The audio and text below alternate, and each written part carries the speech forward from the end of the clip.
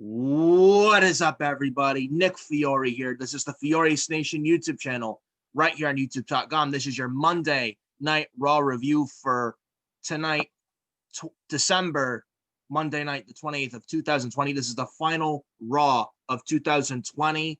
Now, before we get started with the Raw review, usually Adam's with me for the Raw reviews and such, but tonight, yes, tonight I have a very special guest with me right here on the channel. He is making his debut right here on the Fiorious Nation YouTube channel, right here on YouTube. Ladies and gentlemen, I've known this guy for a while. He's a good guy.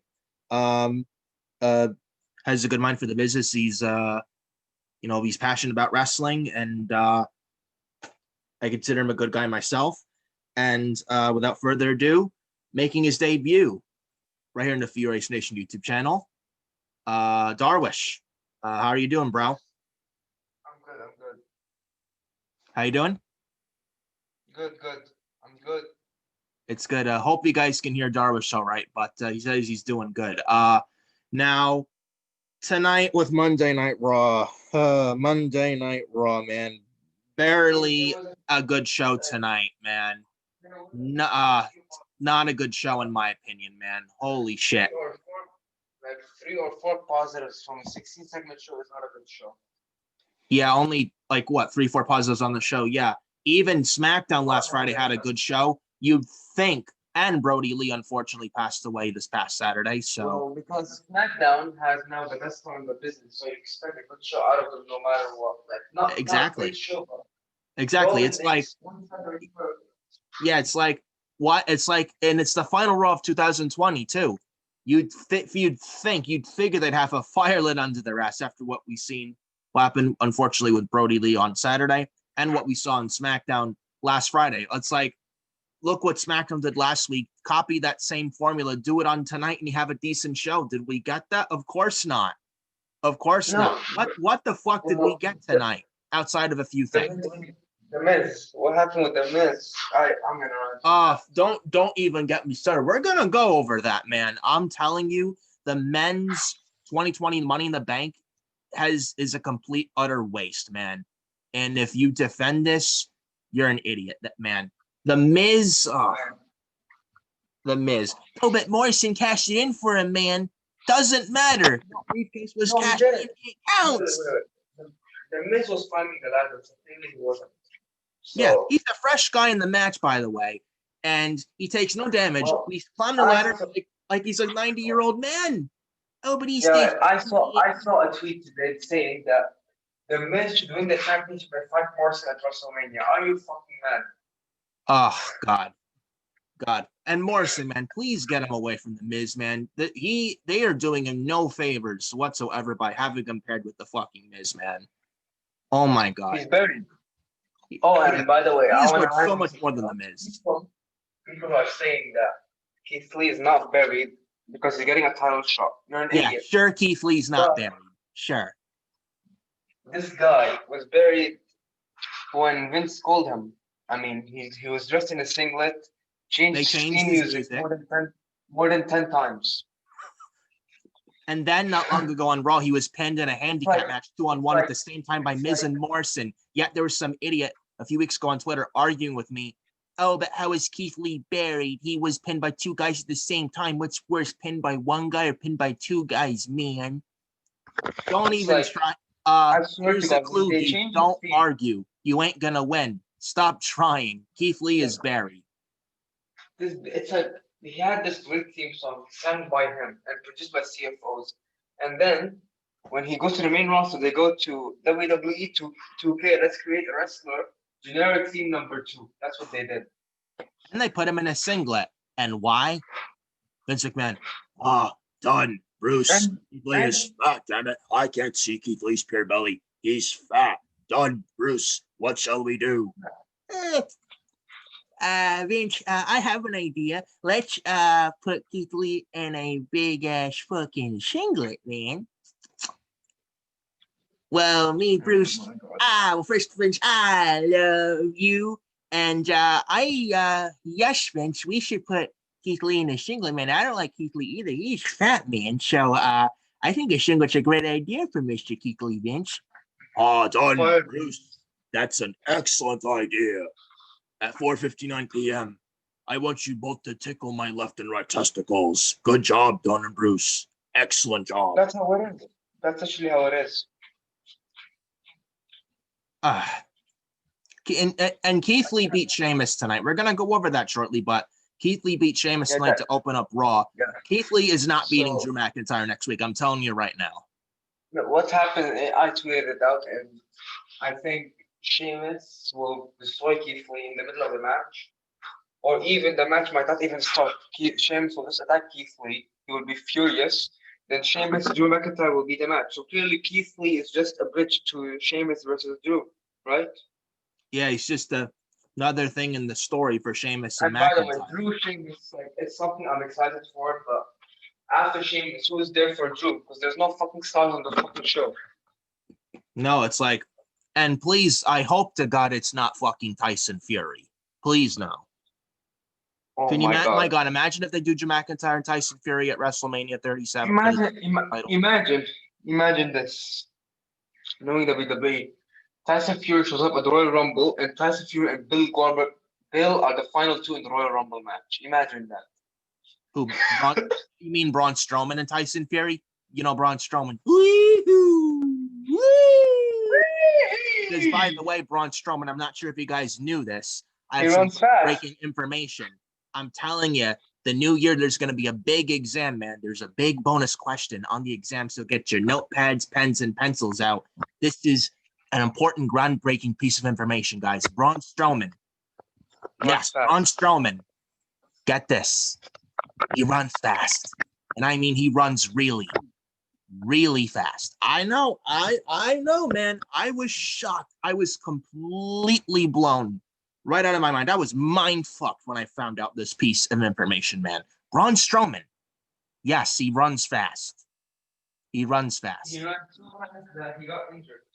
Yeah, I mean, Braun runs fast. That's all he does. But he can't run fast now because he has a fucked up leg, man. I'll tell you, he injured his leg so much so that the Strowman Express got a flat tire and he completely ran out of gas. Okay, before we get into Raw, I want to say one more thing. Can you imagine being Keith Lee, winning two of the biggest championships on NXT? Then you go to the main roster and your boss tells you you're a terrible professional wrestler. Imagine that. Yeah. And am I the only one that thinks tonight Keith Lee wrestled like he was 900 pounds? What he was in NXT felt special in NXT. But he was great in NXT, but on Raw, but here on Monday Night Raw, they have him wrestle like he's 900 pounds, man. Like, what happened? I know I'm not the only one who thinks that. He feels so forced to be intense, but he's failing.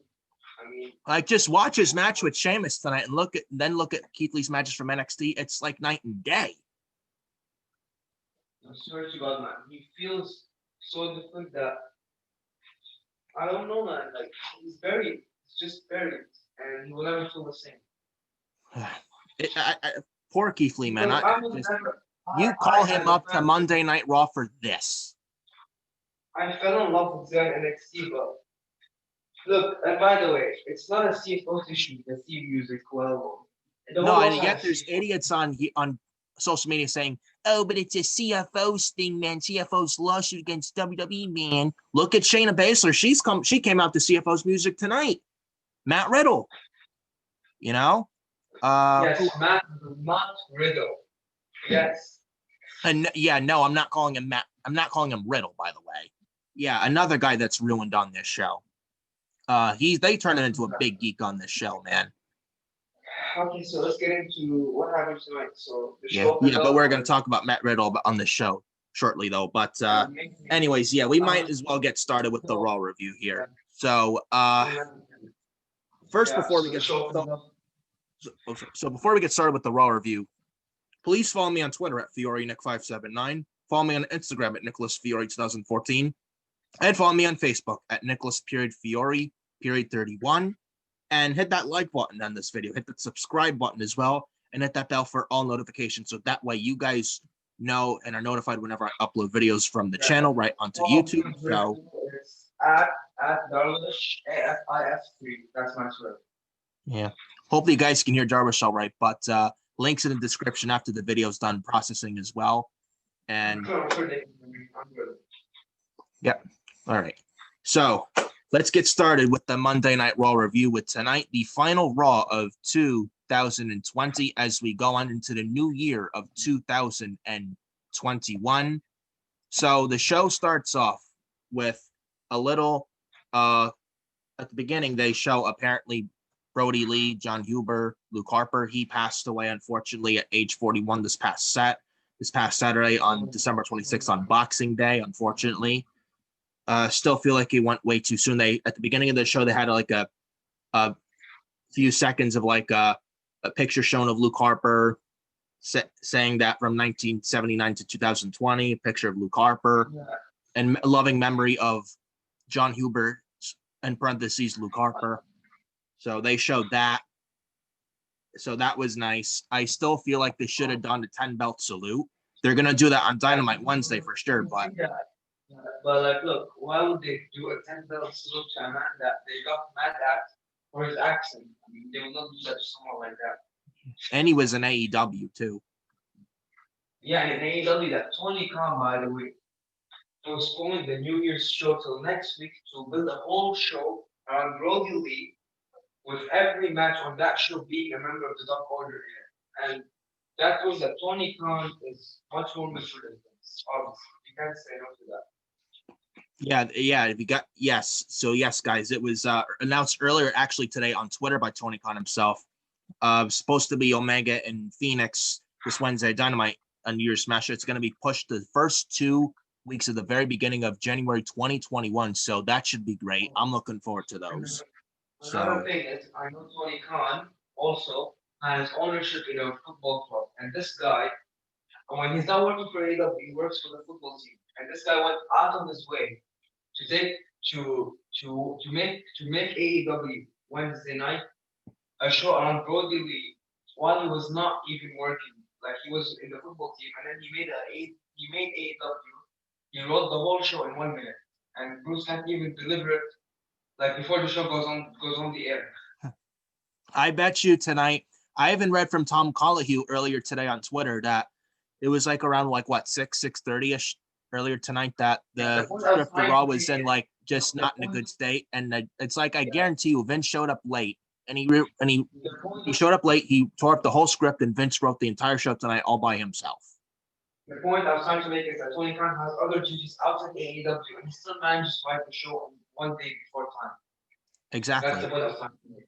Because he has ownership in Fulham FC, I think, in the Premier League in England. So yeah. Yeah, but people want to say, oh, Vince is the genius over Tony Khan, man. Sure. No.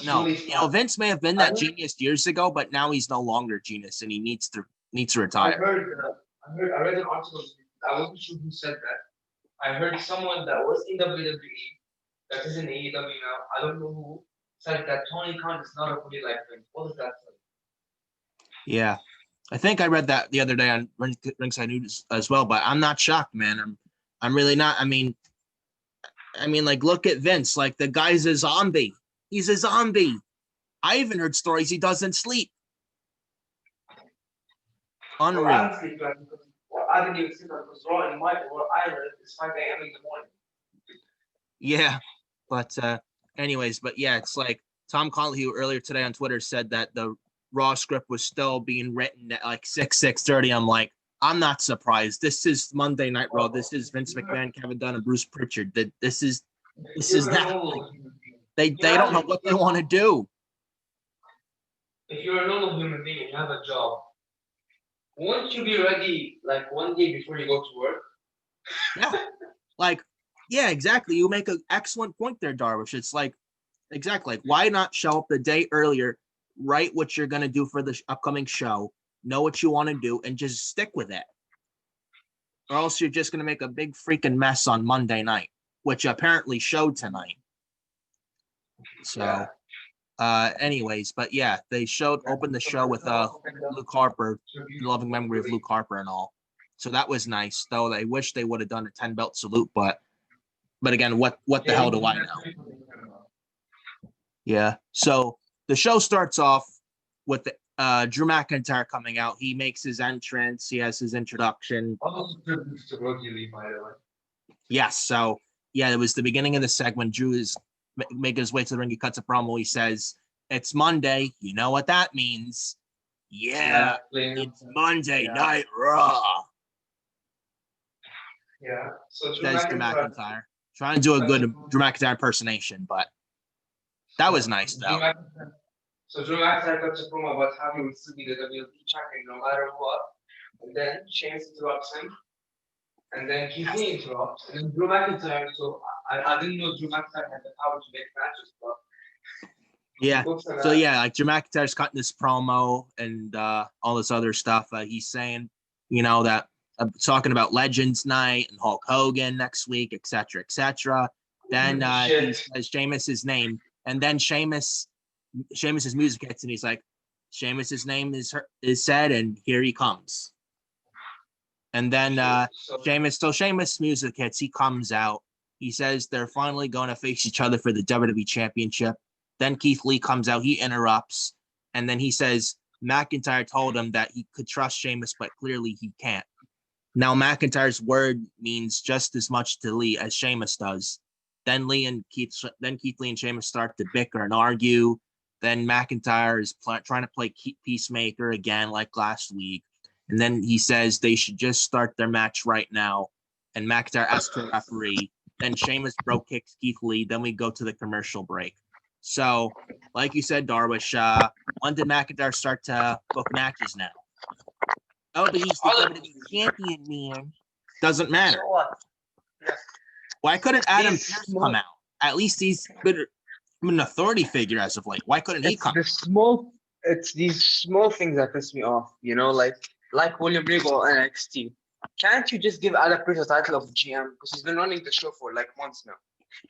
If there's one thing I know I'm not the only one that thinks this. Am I the only one that misses the GMs? Like you have a GM for Raw and a GM for SmackDown. I remember they got rid of the GMs 2 years ago. That was stupid. That was honestly, look, I kind of disagree because when on NXT, William Regal's only there when he's needed. Okay, but yeah, when exactly. Kurt Angle was GM, they built the whole show around Kurt Angle. Like, bro, just go out and make matches. You don't need to do it every fucking segment, you know? Yeah.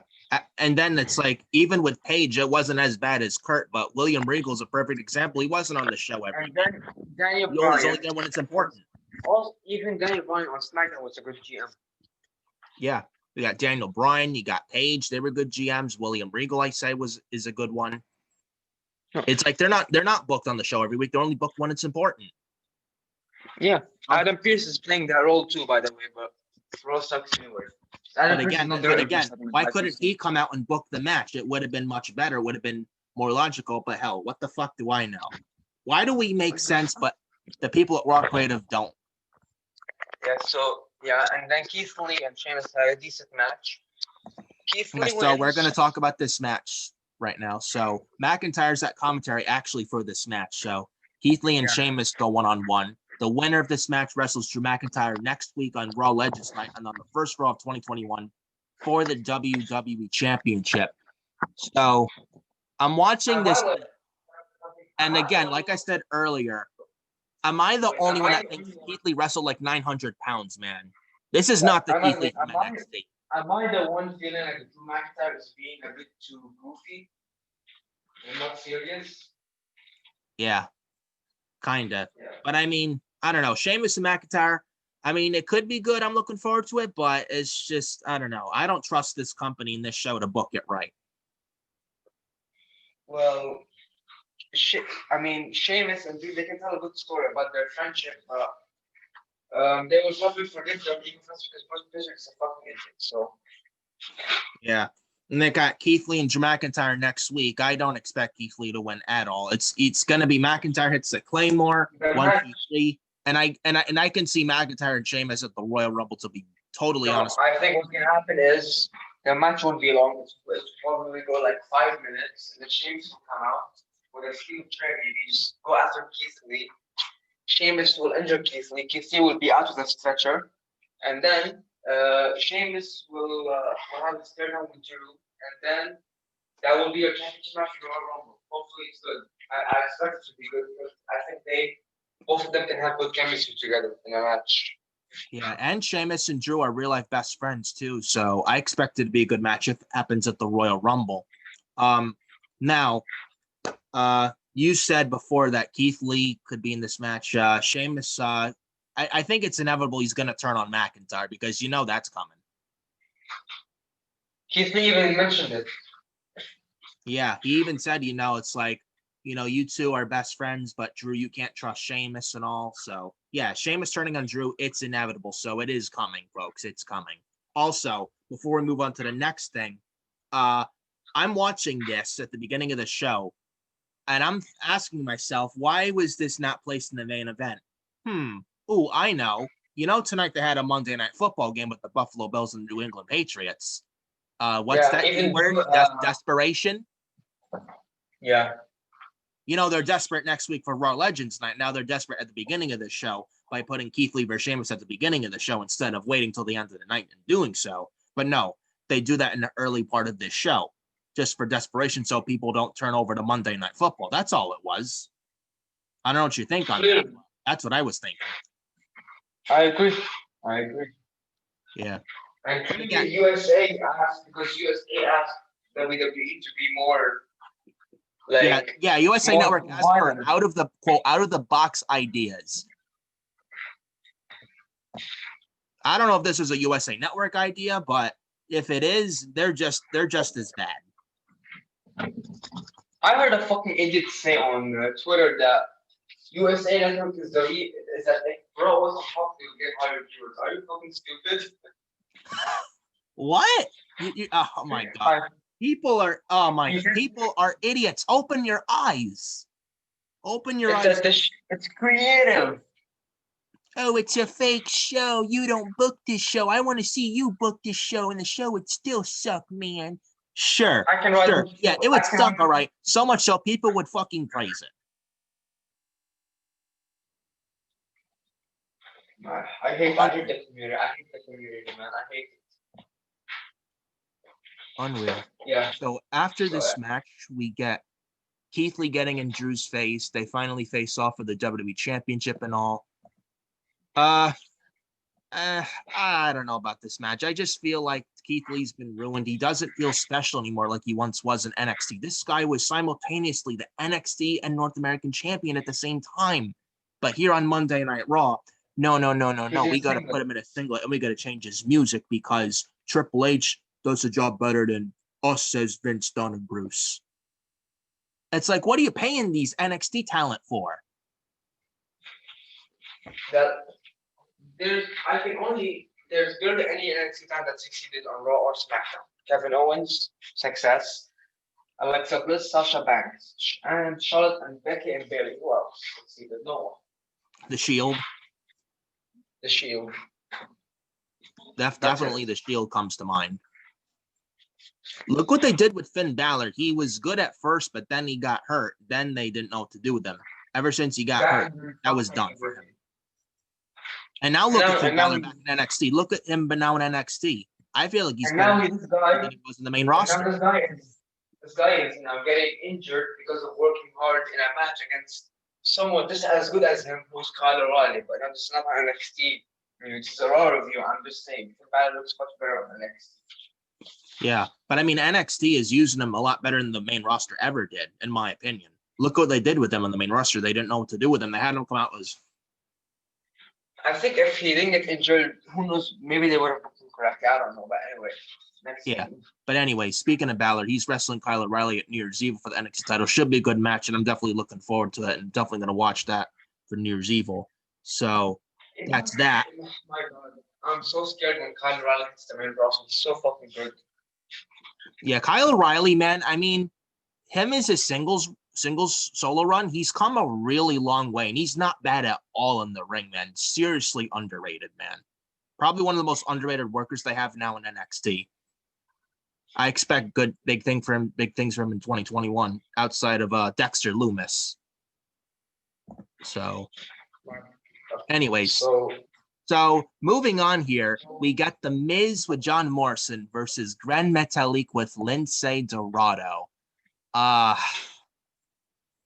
So hold on. I must do this first. So hold on.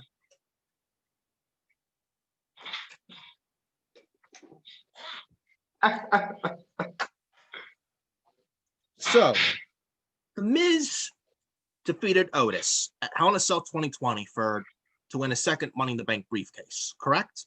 Okay. Yes. So, and then The Miz fails his cash-in, quote unquote, at TLC 2020 like a complete fucking idiot. And then here tonight on Monday Night Raw, he faces Gren Metalik, and Gren Metalik pinned The Miz clean tonight on Monday Night Raw. Yes, I didn't stutter. I'm not kidding you. Gren Metalik pinned The Miz clean tonight on Monday Night Raw, man. Gren Metalik is talented, but you're losing to The Miz. Oh my God, man. The Miz, man, if you didn't think he was a loser enough, just watch tonight with his match with Gren Metalik, man. My God. I swear. Yet people want to say, oh, but Miz and Morrison are great. They're not geeks, man. They're not losers, man. They are. Sure, they're not losers. They're too busy on Monday Night Raw being fed to Drew McIntyre and Sheamus every Monday on Raw. Then they pin Keith Lee and Logo in a handicap match simultaneously. And this makes Keith Lee look worse because Keith Lee lost to someone that lost to a jobber. And Gren Metalik, this guy is talented. But who knew he's still employed before this match? And the Lucha House Party, I feel deserves so much better. These like Metalik and Dorado, Lindsay Dorado and Finn Metalik, they could easily be a decent threat in the Raw Tag Team division, but they're too busy chasing the 24/7 title. Not the tag team division. It makes sense. Santos Escobar wants to rebuild Lucha in his own image. Why not go after every single Lucha in the company? I Lucha love House that. Party, moving them to NXT and feud them with Legado del Fantasma. That's simple. Yeah, maybe send Metalik and Dorado back down to NXT to feud with Legado del Fantasma. Plus, NXT could use more tag teams, to be honest with you. Yeah. So, because yeah. I mean, Undisputed Era can probably get called up. The Grizzled Young Veterans and Imperium, they're great, but they're great, but are they really NXT right now? They're probably just there because of COVID, and they can't be in NXT UK because of COVID-19. Maybe that's just me. I don't know. Travel restrictions. What happened? Right? Because of travel restrictions to the UK. Yeah, the new COVID strain with COVID-20. I don't know. Wait, honestly, yeah. If there's, I don't know how Pac made it back to AEW because of that. But yeah. It's like, Metalik and Dorado, I would not mind the NXT at all, and they could use tag teams down there. To be honest with you, they're not doing anything on Raw anyway, so why not send them back down to NXT where Triple H will use them a lot better? Yeah, in my opinion. And they can use more tag teams. I would like to see Lucha House Party against Breezango, against Imperium. Anyone works. Lorcan and Birch, Fish and Strong. Those be good matches. Plus, you got the Rascals who signed in NXT too. Yeah, I'm glad they're in NXT because they won't be used on the main roster. Yeah, but now also before we move on to the next segment, the Miz losing clean here tonight to Gren Metalik. How bad does it also look now? Like Otis was Mr. Money in the Bank. They took it off and gave it to the Miz at Hell in a Cell 2020. How bad does it look now with that? If this is what you were going to do with the Miz this whole time, the briefcase should have stayed on fucking Otis, or give it to AJ Styles, or hell, give it to Baron Corbin. And I can't believe I'm actually saying that. And I don't like Baron Corbin, to be honest with you. I'm not the biggest Baron Corbin fan. But at least Baron Corbin would know how to be a good heel with them. Yeah, Baron Corbin is a good heel, but we hate him because he's overexposed. But he can do good with the briefcase, honestly. Yeah, and why not? I mean, and he failed his cash-in 3 years ago. I don't want to remind you he was rolled up by Jinder Mahal. I don't want to remind you of that, but that was fucking terrible.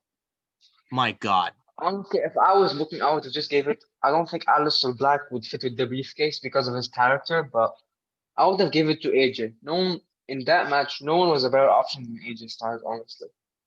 I would agree. Yeah. Either AJ or Aleister or Corbin or Otis, man. Anyone is better than The Miz at this point, man. And like I said, if this was what you're going to do with The Miz this whole time, you should have kept the briefcase on Otis. At least Otis, when he was Mr. Money in the Bank, hell, at least he won matches. How many matches did Miz when he was Mr. Money in the Bank, 2-time Money in the Bank? Zero. Yeah, well, Otis could have failed the cash, and he could have tried to cash in, but just be speared in 1, 2, 3, and that's done. Yeah, why Make not? it easier. Like, how about why Otis do you have to cashed in take? at TLC this year against the Tribal Chief? Otis, whether he looked like a dumb babyface or not, it didn't matter. Otis Reigns would have made them look great. And these days, anything Roman touches turns to gold. Yeah, You know? Roman. Yeah, I agree. Otis would have been the briefcase has been. he would have had a big baby face, and Actually, Otis outside of Owens would have made Reigns an even bigger heel. It would have been a win-win situation. I don't get it. I hope the briefcase next year must be rejuvenated immediately, because right now it's fucking terrible. What they need to do is get rid of the money. What they need to do is get rid of the Money in the Bank. Put it back on WrestleMania. Put it back on WrestleMania. Yes, exactly. Get rid of the Money in the Bank gimmick pay-per-view. It doesn't need to be its own pay-per-view. Have a women's Money in the Bank and a men's Money in the Bank at WrestleMania. That's all they got to do. That's all they got to do. But yeah, moving on to the next segment. We got a backstage segment with Omos. Otis is on SmackDown. Omos and AJ Styles. They burst into Elias's locker room with Jackson Riker. Oh, great. Jackson Riker and Elias. Excuse me while I do this. I actually fell asleep too for 10 minutes. Well, I mean, Elias, he's a one-trick pony. I mean, this is all he does. All he does is play his guitar. I mean, that's all he does. That's all he's good for. And Jackson Riker, man, boring as hell, man. Boring as hell. I wonder how Cutler and Blake feel now that they're with Corbin and away from Jackson Riker, man. I wonder. Well, honestly, I like that Corbin and Cutler and Blake pairing. It's actually good. The Knights of the Lone Wolf. At first, I was like, It's a good I name. hate this. This is terrible, but the name sounds cool on paper. I might not actually hate this. I'm going to give it a chance. I really am. And Corbin's actually wrestling. Go ahead. Corbin is what? Oh, you were going to say something? No, you said something about Corbin. What was it?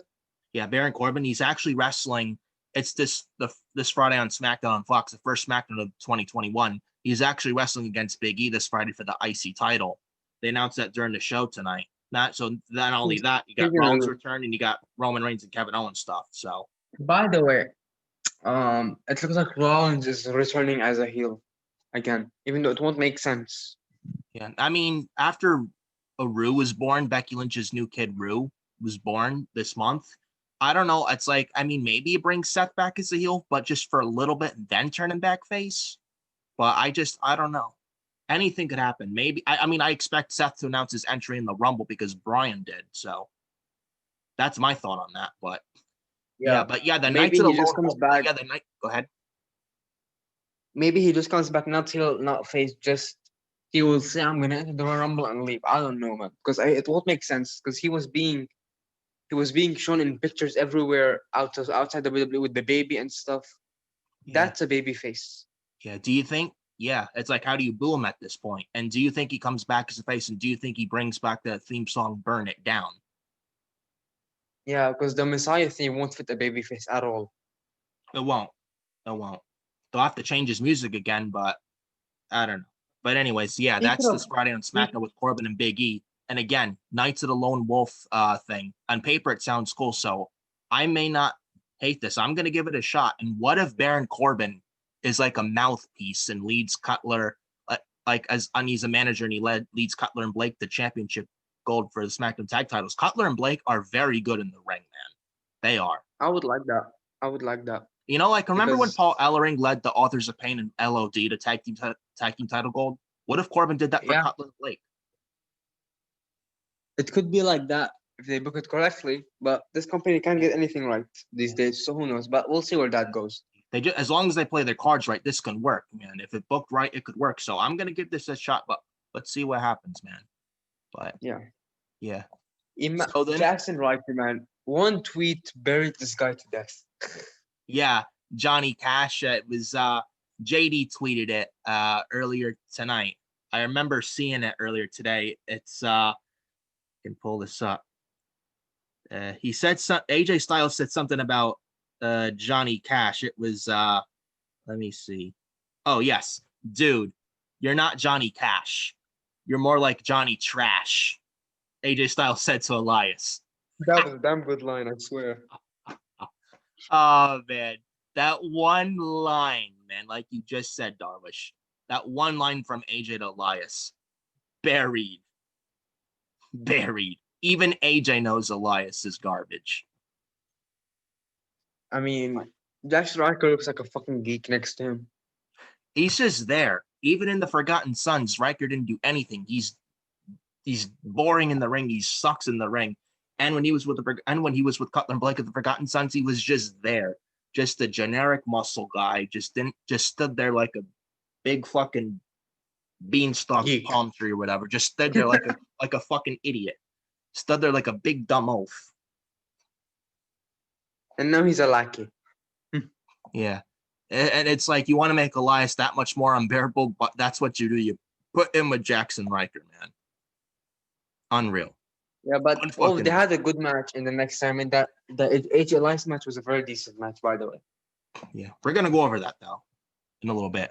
But the next match we get Shayna Baszler versus Dana Brooke with Mandy Rose. Yes, I kid you not, Dana Brooke. Oh, well, I think she meant. Where does Dana Brooke try? Where? She meant to go to bake the cupcakes for Titus Catering, but she made the wrong turn, and then she found herself in the ring.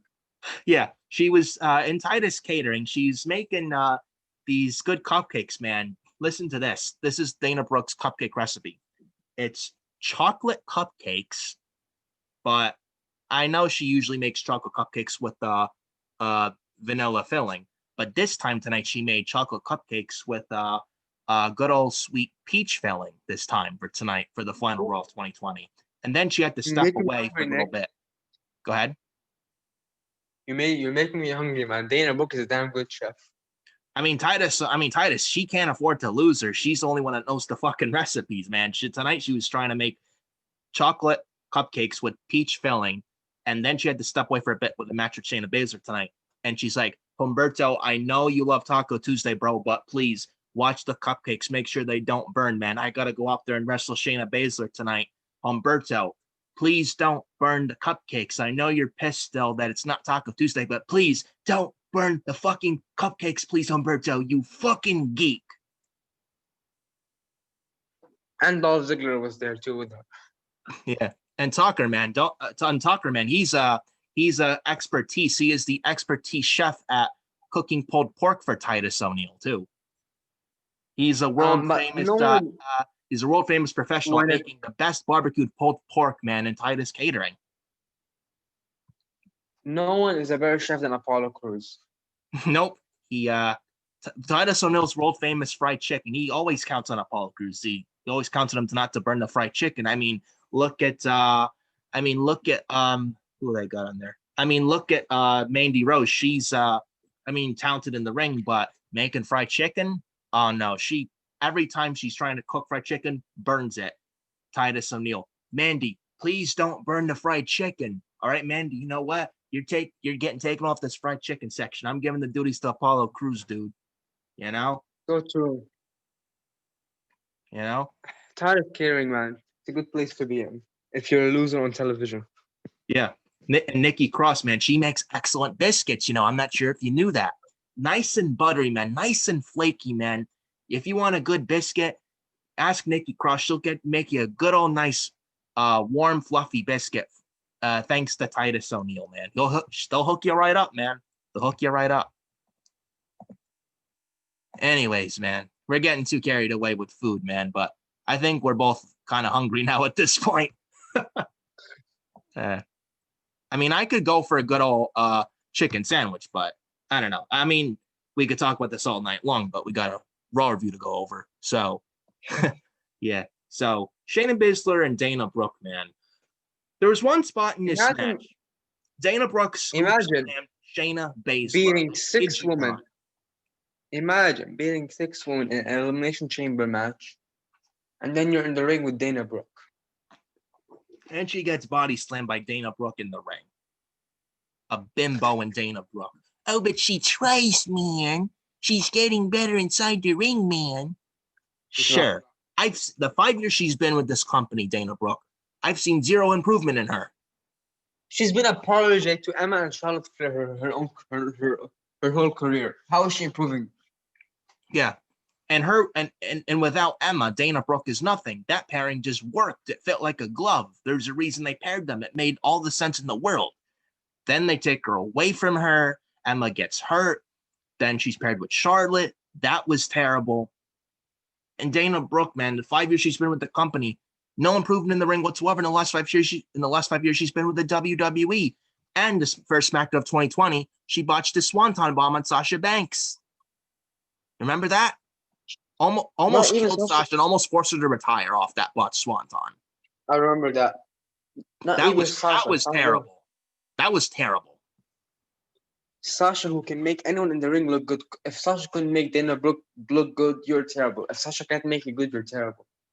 Yeah, you can't even have a good match with Sasha and Bayley. You know you got a fucking issue. Seriously. And if Carmella had a great match with both. Yeah. And Carmella's actually, I mean, you look at Carmella now, she's actually gotten better in that ring. Yeah.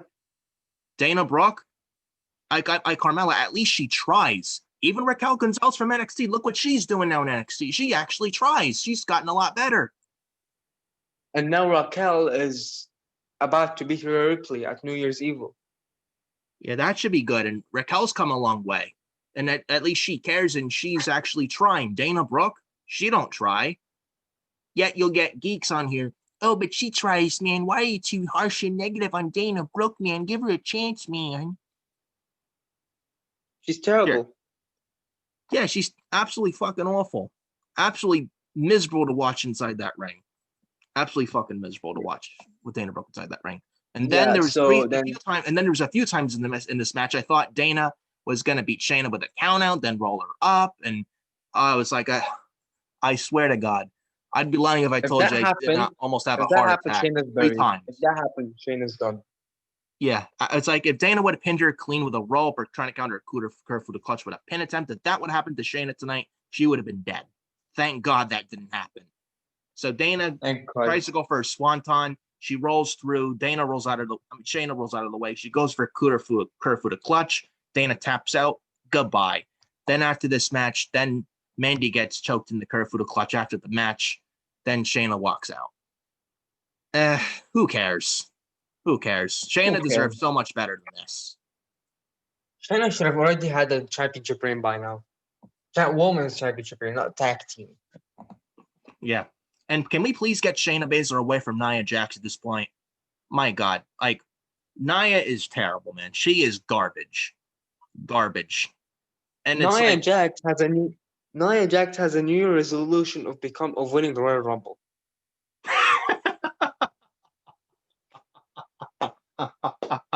Sure, Miss Nia, you'll win the Rumble. Sure. That's going to Rhea Ripley or Bianca Belair if I was booking it. Rhea Ripley's my pick. Yeah, I'm picking Bianca at number 1. If not Bianca, then a backup is Rhea. And she goes to SmackDown as a heel wrestling Sasha Banks because Rhea and Charlotte, I don't want to see it. And knowing WrestleMania 36, why would you want Rhea and Charlotte again? That loss still affects her till now, by the way. Yeah. And honestly, Rhea, I think the only thing at this point that could probably save her at this point is turn heel. Just turn her heel. Have her go to SmackDown. Have her win the Rumble. Turn her heel. Have her attack Sasha. Then boom. Sasha, Rhea, WrestleMania for the women's title for SmackDown if Bianca doesn't win the Rumble. Maybe Rhea beats Sasha for the SmackDown women's title at WrestleMania. Maybe get Rhea and Bianca at SummerSlam next year for the SmackDown women's title or WrestleMania 38. Who knows? If I was booking it, I would keep Asuka champion, Rhea Asuka at WrestleMania, and then I would do Sasha Bayley for one last time. That's me, but your ideas are good too.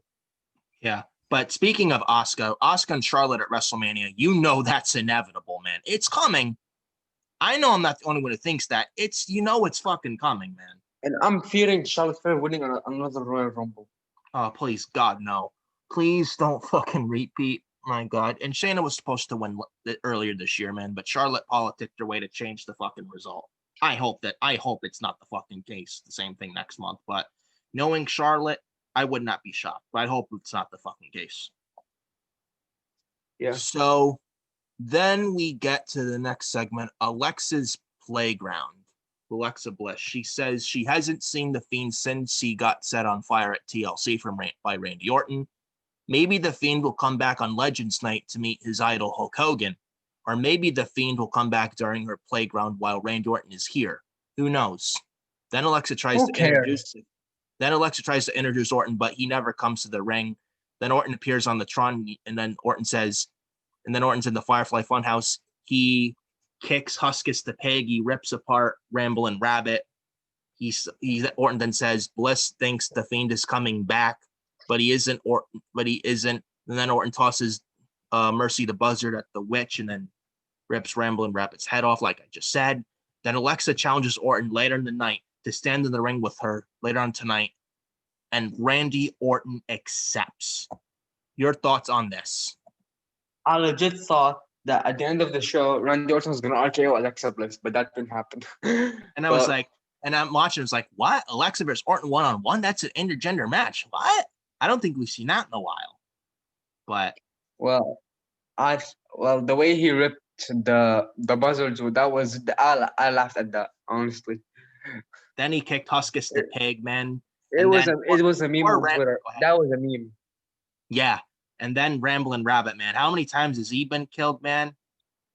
I've lost count. I don't know. He has this guy has 5 lives. You think? Maybe times 25 of that at this point. He just dies and happens to always come back, man. I don't know how he does it, but my God. I mean, I don't know if this is negative or positive because I have no idea what's gonna happen next. Yeah, I mean, this feud, was over at TLC. Then again, at this point, it's like, why continue this feud? It's over. To be honest, honestly, shouldn't Randy Orton be preparing for Edge to come back at this point? Yeah, because I think Edge is honestly going to be in the Men's Rumble next month. He's going to eliminate Orton, and then they're going to wrestle one more time at WrestleMania next year. I think that's where they're headed. So this Fiend and Orton stuff is only like a temporary thing until Edge comes back. This is clearly leading to Bray Wyatt being a new character again.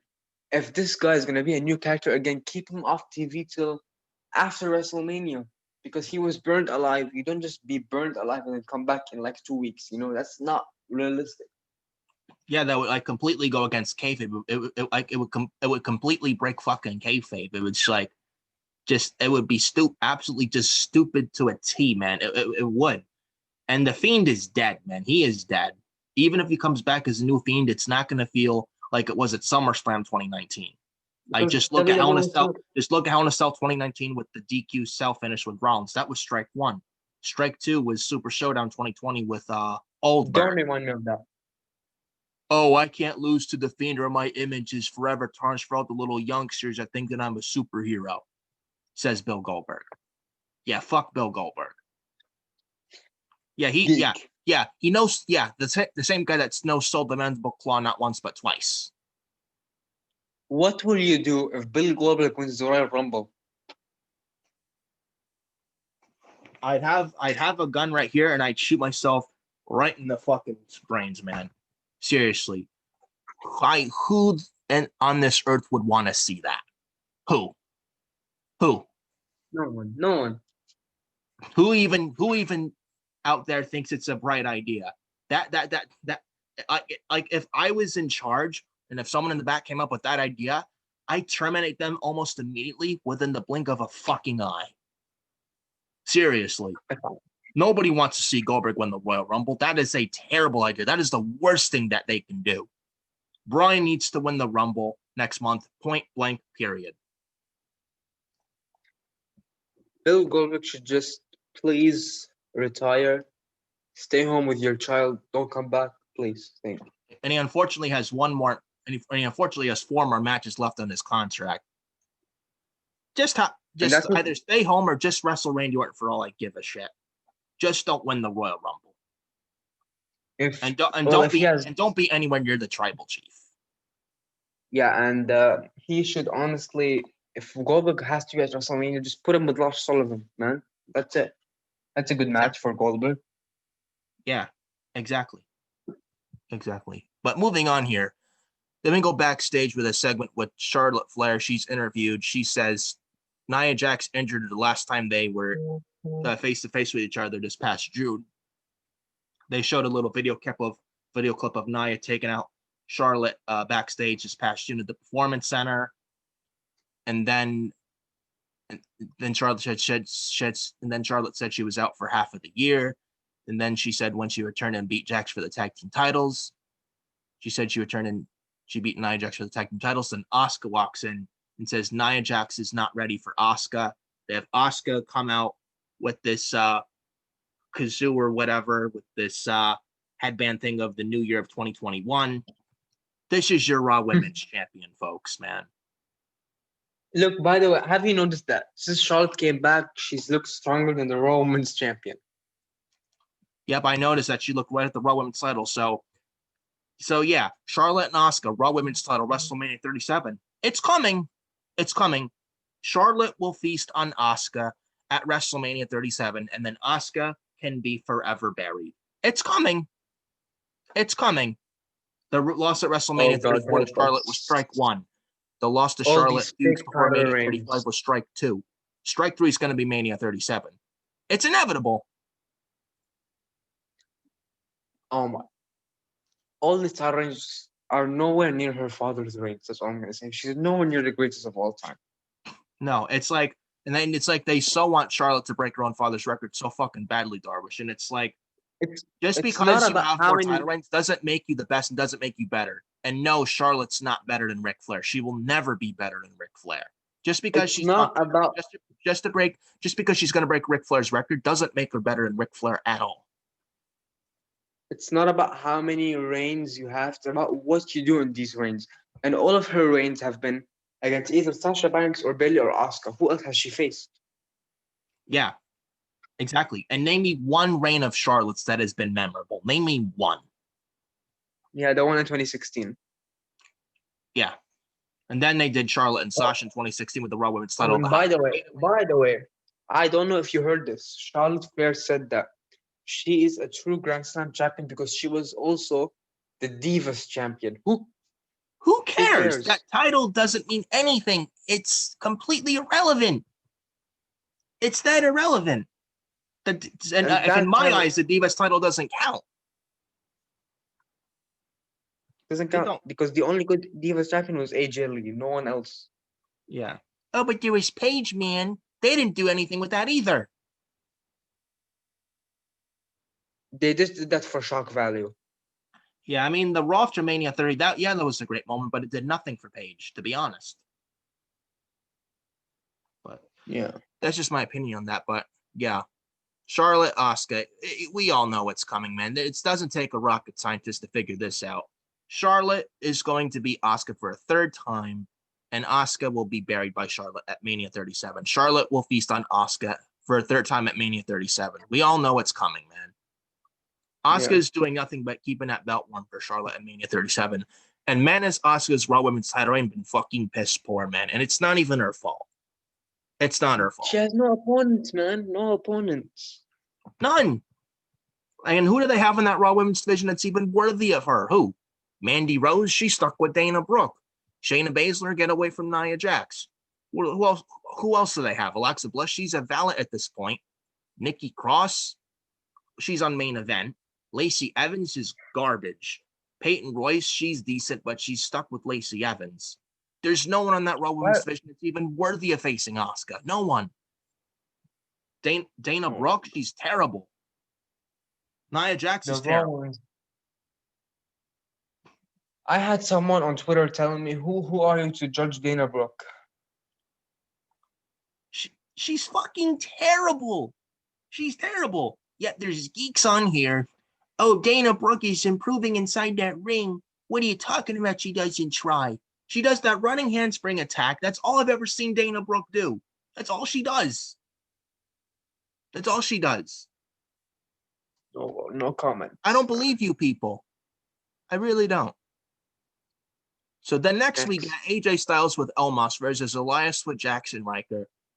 That was a decent match, by the way.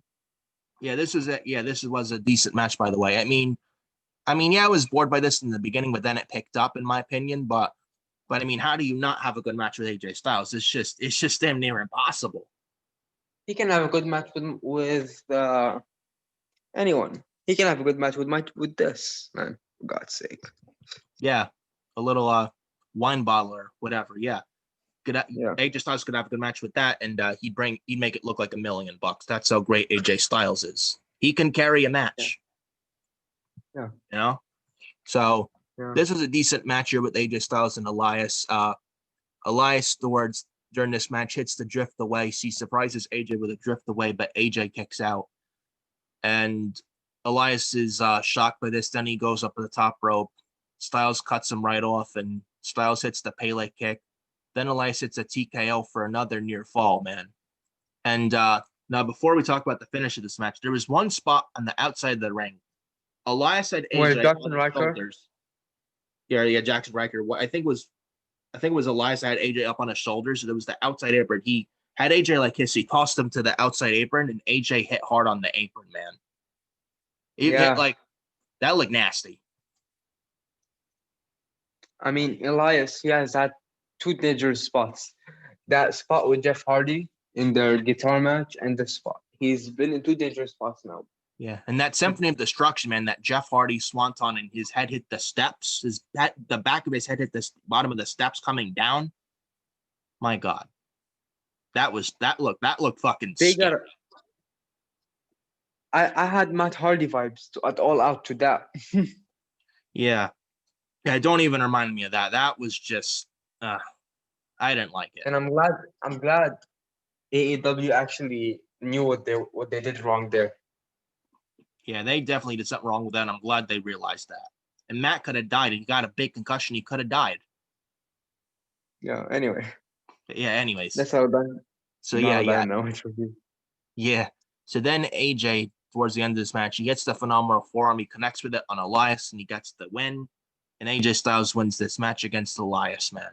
So a decent match. And again, how do you have a bad match with AJ? I mean, it's just damn near impossible to have a terrible match with AJ. And but AJ Styles, man, I expect him in the Rumble. AJ now, like, he seems directionless because I don't know, he has no one to feud with. No, not at all. It's like, and what do you even do with him at WrestleMania? I'm hearing rumors he might face Triple H at WrestleMania. Your thoughts on that? What would they be fighting over? I don't know. They need to have a story. Yeah, you gotta have a story, and you gotta and you have to have a proper and even story behind it. Cameron, our friend in our Twitter group chat, asked me, "What do you do with AJ at Mania?" I gave him my WrestleMania card, and I didn't have AJ there because I don't know. I'm out of ideas for AJ Styles. There's no stars there. No, not at all. And it's their fault for not building up anyone else. It's their fault. You can't leave him out of WrestleMania. No. So it's like, and even Triple H doesn't even want to wrestle anymore. He didn't even wrestle this year at all. So I mean, he should just focus on being. We want him to run the company. Let him focus on that. Exactly. Because like AJ, I said they can do Matt Riddle for the US title, but we've seen that like 5 times already. Yeah, AJ Styles and for the US title. Yeah, we've seen. Yeah, and Omos, man. I don't know what your thoughts on Omos, man. I don't see anything much in Omos at all. He's just there. He's just a geek. He doesn't. The guy is a geek. It's just another big dumb oaf like Braun Strowman, who's just a one-trick pony. Wasn't he the Lucha Underground bodyguard to Shane McMahon? You mean Raw Underground or Raw Failure Ground? Yeah. Yet there was idiots on Twitter. Oh, give it a chance, man. It failed. It's a failure. It failed back then and it failed now. Then they got rid of it. And they didn't even mention it being gone. Yet they want us to forget about it. And then they sent Arturo Rujas back down to NXT. And Riddick Moss and Dabba-Kato, where are they? Where are they? Titus is training them how to make a proper chocolate milk recipe. I don't know. Yeah. He's probably training them to be a master chef at making the world's best famous chocolate truffle cake and Titus Catering. Well, who is better, Titus O'Neil or Guy Fieri? A Guy Fieri, hands down. No one will ever be able to touch Guy Fieri outside of Gordon Ramsay, man. I'm Guy Fieri, and we're rolling out right here on America's Greatest Diners, Drive-Ins. Whenever Raw sucks, switch the channel, you see Guy Fieri doing his yummy burgers. Yeah, guys, grocery games are triple D, man. Going to the restaurants and having what he calls the bomb burger in Flavortown. Yeah. Yeah. You know, you can never go wrong with Guy Fieri, man, or Guy Fieri. No one fucks with Guy. Nope. How do you turn him down over on a Monday night over Monday Night Raw? How do you like watching Triple D, watching I don't know if he was on tonight. I mean, a really excellent, tasty grilled chicken sandwich, man. Man, you got me signed up, man. You got me signed up. I don't know. Was he on tonight? I don't know if he was on tonight. Yeah, I mean, I didn't switch channels to see if he was on, but I was close to, man. I wanted to either that or just watch the football game. But Guy Fieri, if he was not on, or just watch some Gordon Ramsay stuff. But yeah, it's like, but it's like, again, how do you ever turn down a guy like Guy Fieri, a bomb burger or tasty chicken sandwich or something like that? Nice Chinese Latin fusion, or with that's his best one. That's his best one. Which Chinese. one? Chinese. That's his best. Yeah, that's his best one. With stir fry, man. Man, you got. Well, JD is planning on getting him to do his intro. Yeah, he said in the SmackDown review last week of his. I did a super chat with him last week on the SmackDown review of his. He said, when JD mentions Fiorious Nation on his super chat, that's you?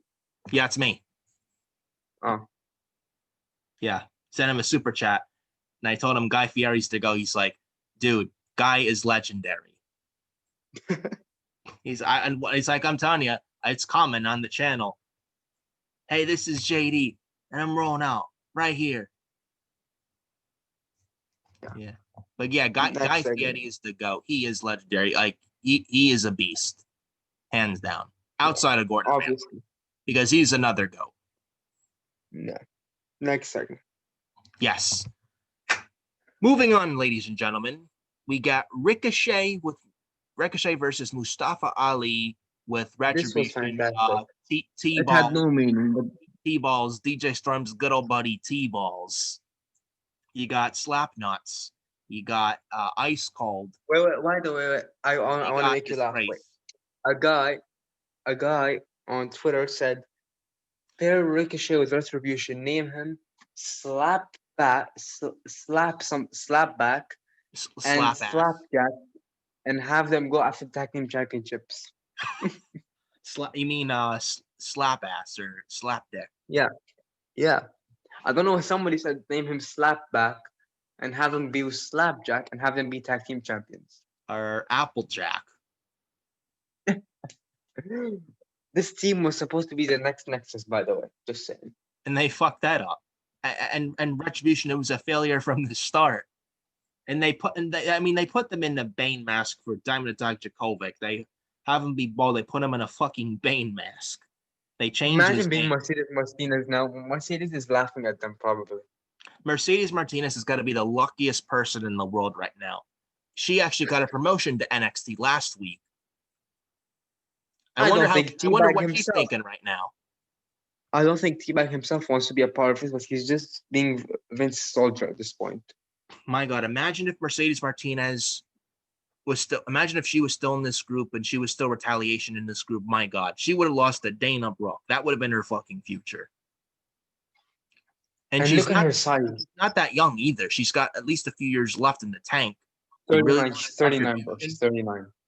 39. Yeah, 39. She's not a spring chicken anymore. And you really want her to be in a failure of a group in Retribution and to and it, like have her look pathetic in a stupid fucking mask and this ridiculous name. Come on, dude. Oh, there's no way. And now it looks like she's gonna wrestle Io Shirai. That's gonna be damn good. Better, much better than she was in Retribution, in my opinion. I wouldn't mind putting the belt on her, honestly, bro. Yeah, I think so. I mean, it would be a good match. I don't know if me personally, I don't know if I put the title. I mean, I don't know if I take the title off Io, but I mean, Mercedes. I don't know. Anything could happen, but Mercedes Martinez. I mean, maybe she could win, but I am glad she's back down there. I mean, and she one wasn't short even, reign, one and she wasn't even one NXT short, for that long. Just have her have like one short reign. She'll like a transitional reign would be good because she's not young, you know. No, not So at like all. one good reign. And not only that, she was in NXT early, starting the beginning of this year, and you want to call her up with her not even in NXT that long? Come on, bro. No. Come on, bro. This should tell you something. Triple H creates and Vince McMahon kills. Triple H probably even knew that Mercedes was going to fail in Retribution, and I'm sure Triple H was pissed when Mercedes was about to go in Retribution. Even Mercedes knows that Bro, Retribution's a he's fail. pissed. He's pissed at the whole product of Monday Night Raw. Triple H. Yeah, I don't blame him. We all are. We are all pissed at the current direction in the state of Monday Night Raw. It's the worst show on fucking television, with a 1.52 rating, by the way. Hopefully they go 1.2. Yeah. When the ratings come out There's tomorrow. people arguing with me on Twitter with Legends Night next week. Oh, but they don't do this shit every week, man. They do this all the time. Don't even try and arguing. Last year they got a 4.4 million, I think. So that's why they're doing it again. They're gonna have a 1 rating up, and then they're gonna go right back down to a 1.5. Then the week Just after Raw Legends. Just watch. Yeah, people want to say, oh, they don't do this every week, man. Sure. The Legends Night might get a big rating, but don't get comfortable. The next week, they're going to go right back to being garbage. I guarantee it. I guarantee it. But Ricochet and Mustafa Ali with Retribution one-on-one. A decent match, but it didn't really mean anything, to be honest with you. Honestly, like, if this match had meaning, I would have put full attention to it. But it didn't have any meaning. Like, why can't these two fight over, like, a U.S. title or something? Like, what are they fighting over? Nothing. Bro, imagine this match with join audience. A loser faction in Retribution. Imagine this match had audience. Yeah, not these virtual geek fans. Oh my god. That only goes so far. I miss the actual real fans, and these virtual fans, it doesn't feel the same. It really doesn't, to be honest with you. But Ricochet and Mustafa Ali, man, there was towards the end of this thing where Ricochet was taking out all members of Retribution. He did some DDT on the apron to T-balls that took him out. Then he did T-balls, T-nuts, whatever his name is. Yeah. T-balls, yeah, T-nuts, or yeah, that's T-nuts. T-balls, DJ Scrum's good old buddy T-balls. He was taking out Slap Nuts. He took him out. Then he took Disgrace out with another DDT on the outside. Then Mustafa Ali and Ricochet continue to go at it. Then Mustafa Ali is in the ring. He's laying on his back. Ricochet goes for like some shooting star press. Mustafa Ali gets the knees up. He gets the Koji clutch on Ricochet, and he didn't tap out. He passes out. Referee calls for the bell. Mustafa Ali wins this match. Then after this match, Ali has the mic, and he tells Ricochet to join Retribution. Ricochet says, no, I will not join Retribution. And then he hits the recoil on Ali, and Ricochet rolls out of the ring and escapes, avoiding the rest of Retribution. And that was it. Your thoughts on all this? Good match, but it had no meaning, and Ricochet joining Retribution makes sense. You're putting a loser with a loser faction. Makes sense. Yeah, it makes no sense for Ricochet to join Retribution. It's like adding a negative number and a negative number. Yeah. It's like adding a -2 and a -2. You get a -4. Like pairing a loser with a loser will get you a loser. Obviously, but I don't care about this. And I'm sad I'm saying that because I love both of them. Yeah, Mustafa Ali deserves better, and so does Ricochet, man. Ricochet, man, is he so underutilized on this show, man. My God. Either send him His back down to NXT or just his let him contract is go. up next month. His contract is up next month, I think. Yeah. I don't know if he's resigned, maybe not, but either send him back down to NXT with Triple H If where he'll he use him resigns, better, he's or an just let him go. if he resigns, he's an idiot. Yeah, unless he goes back down to NXT with Triple H, use him better, but either send him back down to NXT or just let the guy go. If he goes to AEW, that's a game changer right there. Yeah, I would agree. But yeah, Ricochet deserves better, man. He really does. He's done nothing since coming up to the main roster. He hasn't. He was special in the Indies and in NXT. On Raw, it's like they don't know what to do with him. And it pains me to see that because this guy was treated like a king in NXT, but on Raw, Bro, no. he had. We can't have Remember his match with the Velveteen Dream? That was so good. at Takeover Chicago 2 in June of 2018. When was Velveteen Dream was saying what you can do, the Dream can do better. I remember watching the episode of NXT. That was great. His flip from the top rope, that was good. Where's that Ricochet on Monday Night Raw? Jobbing to my good old. Imagine losing Slapjack. And it was clean. Clean. Oh, but Retribution distracted him, man. It was clean. It counts. A match is a match. Like Adam would say, a match is a match. It happened. It counts. Yeah. It counts. But yeah, Ricochet deserves a lot better. It's completely underutilized. Just he deserves so much better, man. Just send him back down to NXT and Papa H, or just release him and let him go to AEW. Just get him off this show. I feel bad. When was the last time Ricochet won a fucking match? Yeah, exactly. He deserves a lot better. He deserves so much better. Send him back down to NXT or just let the guy go and let him go to All Elite Wrestling. That's all I'm going to say on that. So then we go backstage. McIntyre's backstage. He says Keith Lee can beat anyone in WWE when he is on. Anyone except for him. So they talk about the match next week with Drew McIntyre, Keith Lee. We talked about that earlier in the show. And then we get Charlotte Flair with Asuka versus Nia Jax with Shayna Baszler. Charlotte versus Nia.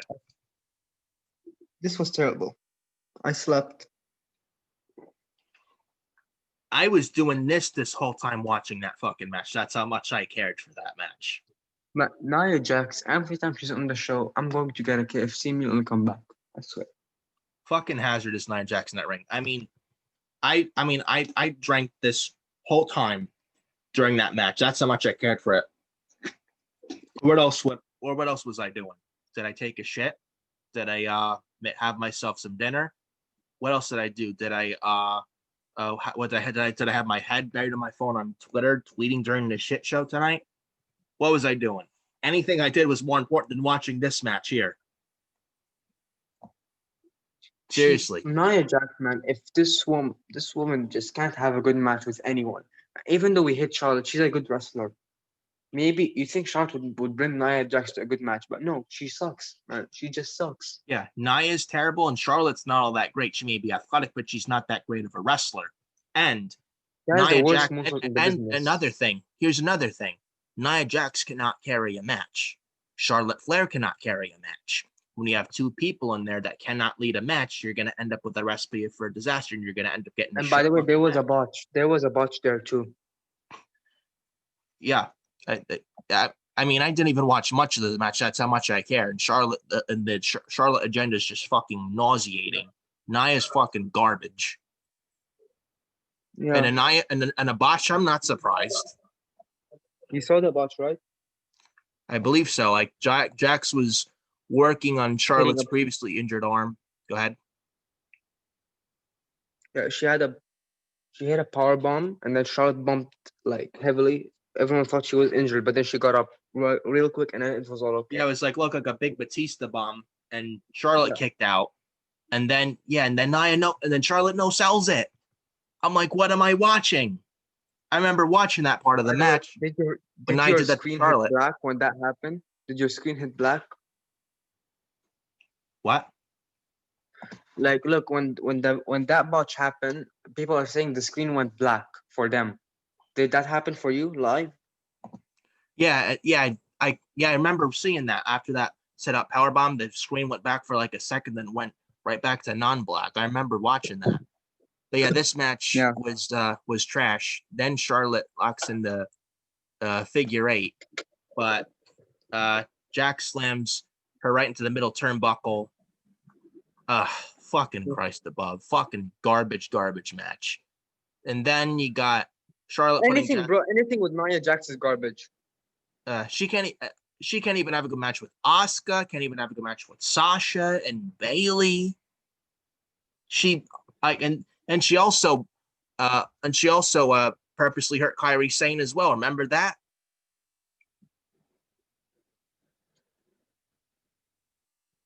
Remember what? She also Repeat. recklessly hurt Kairi Sane months ago this year on Raw. She did that more than once. Carelessly threw Kairi right in the steel steps. Yeah. Fucking Nia Jax, man. Why is she still employed? Why send Keith Lee back down to the PC to get trained better, but Nia Jax is not sent down? Oh my God. Am I losing my mind or am I making sense? Like, Nia's fucking terrible. Why are you sending Keith Lee back down to the PC when there's nothing wrong with the guy? When Nia's health is a complete hazard in that ring, yet she gets championship matches, etc. Look, I legit thought Charlotte got hurt, but thank God she didn't. I want her off TV, but not hurt. I don't wish hurt upon anyone. And I remember that Raw 2017 Superstar Shakeup, Charlotte versus Nia, that shoulder breaker on Charlotte, and Nia almost landed right on Charlotte's head, almost killed Charlotte. I remember watching that Raw that happened, and Charlotte almost died. Nia is terrible. Send her back down to the PC, man. She is that bad. Have her work on her promo skills, have her work on her training skills. Yeah. She needs like 10 months of training. 10 months of training. At least. That's how bad Nia is. That's how bad she is. And Nia doesn't care. And the only reason she's there is because of The Rock. Without The Rock, she's nothing. And don't even get me started with Nia on the mic, man. They don't want to piss off The Rock. That's why she's still getting spotlight. Yeah. Same thing with Charlotte still getting spotlight. They don't want to piss off Ric Flair either. I mean, Rick wouldn't care because I don't think Rick would care as much as Dwayne. Probably, but both are not ring leaders. And this, when you have two people who cannot carry or lead a match, you're gonna get up with a shit match. And this is what happened here. And then towards the end of this thing, Charlotte has Nia in the figure eight with the bridge. Charlotte has this locked in, but Shayna from behind puts Charlotte in the curve through the clutch. Referee calls for the bell for the DQ, and Charlotte wins this match by DQ. And then Asuka comes in and plays hero. Who cares? Who cares? And am I the only one that thinks we're getting Charlotte and Asuka versus Nia and Shayna again at the Rumble? Please no. Bro, there's no other teams. What do you expect? Knowing this company, I would not put it past them. Terrible. Yeah. Absolutely fucking terrible. So then we go backstage with Angel Garza. He's being interviewed by Charlie Caruso. So Charlie's talking to Angel Garza about like who the rose is for, etc., and all this other stuff. Then R-Truth runs right into Angel Garza, and then R-Truth's being chased by RAW. I think you had Drew Gulak. It's Eva Marie, bro. It's obviously Eva Marie. What? It's obviously Eva Marie. Fuck. I hope not. Oh God, please no. I mean, it's at this point they should just announce it because it's predictable as fuck. Fuck. Please no. Who wants to see Eva Marie back? She is absolutely fucking atrocious. Atrocious. Probably the worst woman wrestler in WWE history. She's that fucking bad. I mean, look, Eva Marie is red. Her gimmick was all red. Okay, and then Angel Garza is putting a red rose. It makes sense, but I don't want it, but that's what they're heading. I hope that's not the fucking case, but she's terrible. I don't know. Hope not. Hopefully it's not Eva Marie. I mean, But no, look. our truth is being chased then by Rowe for the 24/7 title, and I think you had Drew Gulak in there. Man, Drew Gulak, he signed the new 5-year deal, and now he's on Monday Night Raw, and he's chasing a 24/7 title. Man, Mr. Drew Gulak, I wonder how good of a decision that was now that you signed a new 5-year deal with the WWE, now that you're on Raw chasing a worthless championship in the 24/7 title. Yeah, good job there, Mr. Gulak. Good job. This is the same guy training Keith Lee.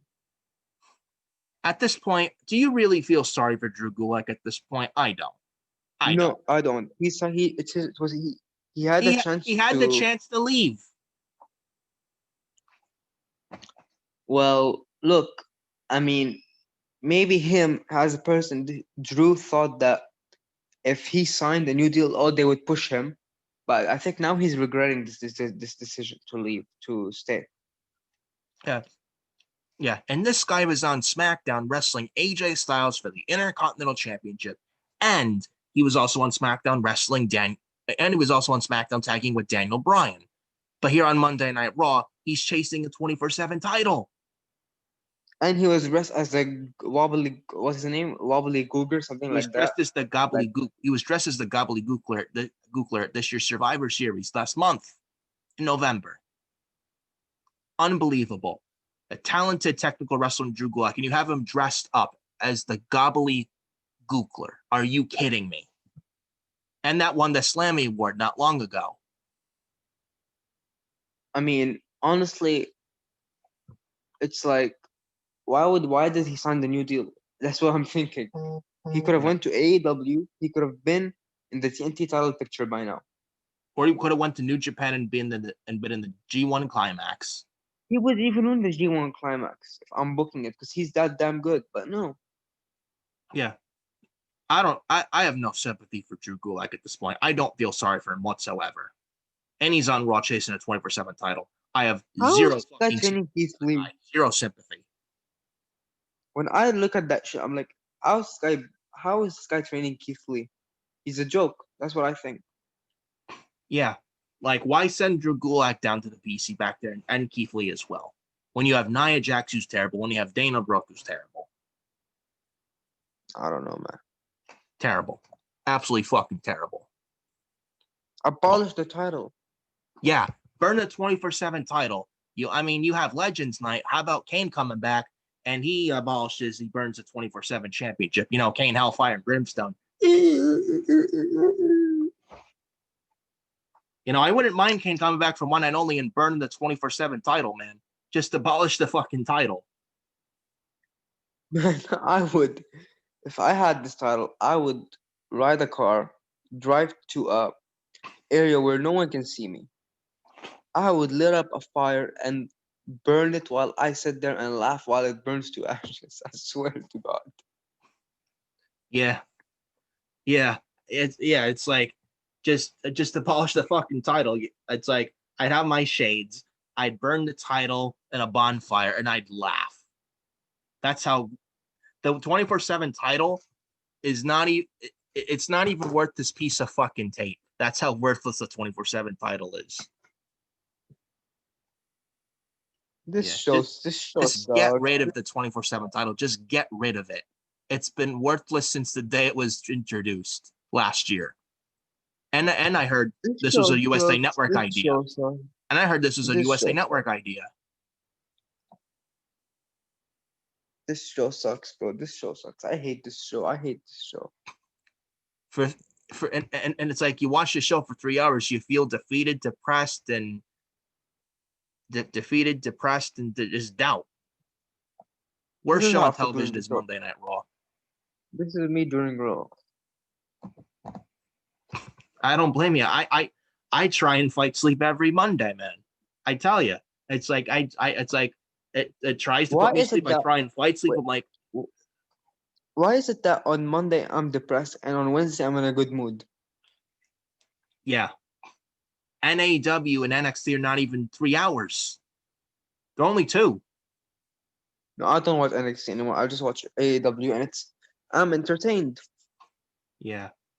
Yeah, I mean, NXT, I mean, it's not bad like Raw levels, but it's really not the same. They haven't been the same, in my opinion, since March and February this year, in my opinion. No, they had one good show on the network, then they went downhill when they moved to USA. Yeah.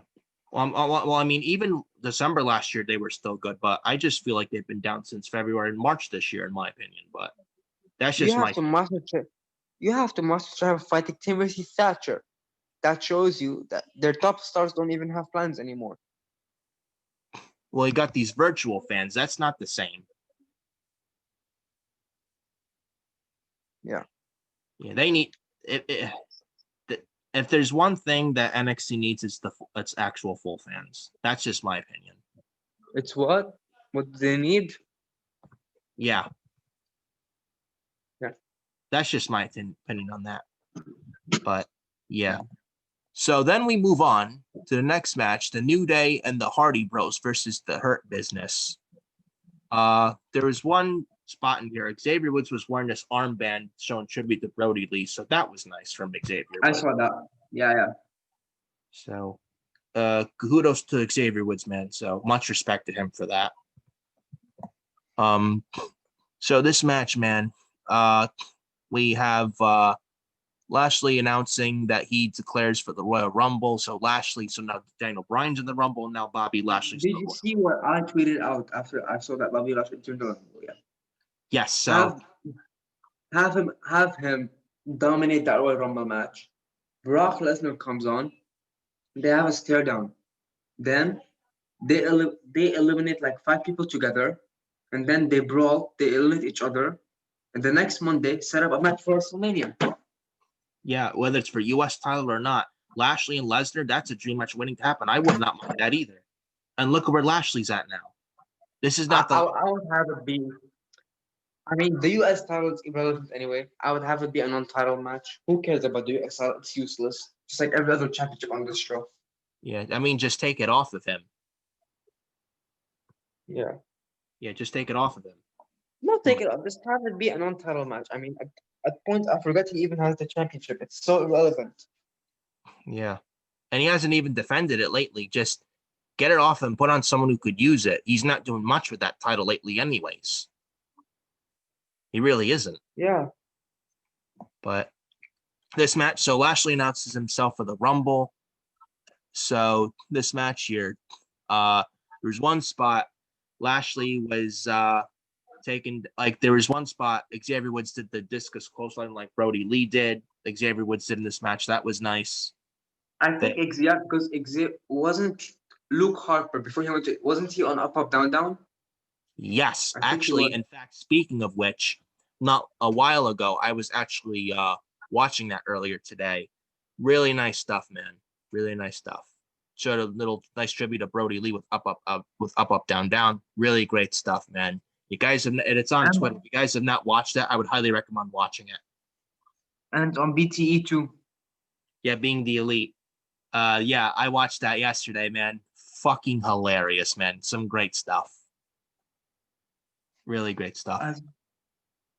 He So was such a good human being. I miss him, man. I miss him. I miss him. I miss him. he went way too soon, and at 41, and no one saw this coming. And he was just on TV. He was just on TV 2 months ago. Yeah, exactly. And maybe that's why they took the title off them on Dynamite against Cody Rhodes in that dog collar match for the TNT title. Yeah, because yeah, I think because I didn't agree with that decision because why would you take it off Cody just to put it back on him? And then I understand why after this. Yeah, I'm gonna miss Brody Lee, man. It's not, and who replaces him in the Dark Order, it's not gonna be the same. It won't. I'll talk more about Broad. I'll talk more about Broad if we ever do a Dynamite review because this is a Monday review, which is shit. But yeah. Yeah. So then we got Hurt Business working over Matt Riddle. Riddle eventually tags in Kofi Kingston, who clears the ring. Boom drop by Kingston to Cedric. Woods gets a blind tag. Woods hits the Harper clothesline on Alexander, like I just said. Hardy hits the Swanton. Lashley breaks up the pinfall. Everyone then lands a big move. Then Hardy sets up the twist of fate, but Lashley reverses it into the Hurt Lock. Jeff Hardy taps out to the Hurt Lock. Hurt Business win this match. Then after the match, Cedric and Shelton then try to attack the New Day outside of the ring. Then Kingston and Woods then escape, then back in the ring. Riddle then blasts Lashley with the final flash knee. And then we get Riddle, Hardy, and New Day walking up the ramp as the Hurt Business is in the ring. Your thoughts on this match? I mean, how many times have we seen an 8-man tag or a 6-man tag on this show? And how many times have we seen the Hurt Business versus the New Day? This is like what? I've lost count how many times they've actually faced now at this point. Like what? 8 times now they face each other? Yeah, all of these wrestlers have good chemistry, but it's over repetitive, man. It really is. Rinse and repeat. And this Jeff Hardy Matt Riddle team ain't working for me. It doesn't work at all. Yeah. If I'm booking this, Jeff Hardy, but the Hardy Bros, give it a chance, man. What do you mean? It's like it's so random, man. It's like when you're playing. Do you have WWE 2K? Yeah, I have WWE 2K. In fact, yeah, it's like WWE. I mean, WWE 2K20 sucks, but I've been playing a lot of 2K19 as of late for WWE as of late. Look, it's like when you're going to the tag team match, you're pressing randomize, and then this person just starts to come up, and then you pair them. That's what it is. It feels like hitting the randomize button every time with this shit. It's ridiculous. Can't we get anything new on this show for once? I mean, Matt Riddle has a completely different character. Jeff Hardy's character is, I will never give up, and he will do whatever it takes to win. Matt Riddle's character is, he will be comedic, then he will be serious. What is one thing in common between these two? Yeah. Oh, but Matt Riddle, the first name Matt, just like Matt Hardy, doesn't fucking matter. People are saying that, well, Matt Riddle and Pete Dunne was random. And they're comparing that to this. What? Idiots. Like Dunne and Riddle, it was genuine. It wasn't forced. That actually worked. Yeah, it was an oddball pairing, but they were themselves, and it got over organically. Yeah, and they just let them be themselves. Here, it feels so scripted. Enforced. It doesn't feel natural whatsoever. And I know I'm not the only one that feels like it feels so forced, man. And they did this because why? They have no teams. Well, just merge the fucking divisions, man. Yeah. Forget about ending the brand split. You don't need to do that. Just merge the fucking women's division and merge the tag team divisions. Look at who they have on the Raw tag team division. They have the Hurt Business, they have the New Day, and they have the Hardy Bros. This is the Raw tag team division. Oh, but Miz and Morrison, they're too busy being fed every Monday to Drew McIntyre on Raw. Retribution, they're failures. Lucha House Party, they're too busy chasing the 24/7, 48/7, 7-Eleven triple cheeseburger with extra bacon and cheese fucking title. And look, if they merge a division to one, we can get the Hurt Business versus the Usos when Jimmy comes back, or whoever Jimmy comes back. Yeah. We can get the Hurt Business versus. I heard Jimmy's supposed to come back next month. Yeah, I'm saying we can get the Hurt Business versus Lucha House Party. We can get them put Heavy Machinery back together. We can get that. We can have many options. Just merge the division. Yeah, or you could get Cutler and Blake versus the New Day. You could get, I don't know, who else could you get? The Mysterios versus. Look at the tag team division AEW. Look at this. Yeah. It's like, why do they get it right, but here they can't get it right? AEW, I think, has more than 15 tag teams there. At least. I think when I counted them, it was 23 tag teams in my counting. Yeah. I may be wrong on that, but it's more than 15. It's more than 15. Yeah, they have a shitload of teams over there on Dynamite, man. But it's like, they get it right, but here they can't get it right. Mind-boggling.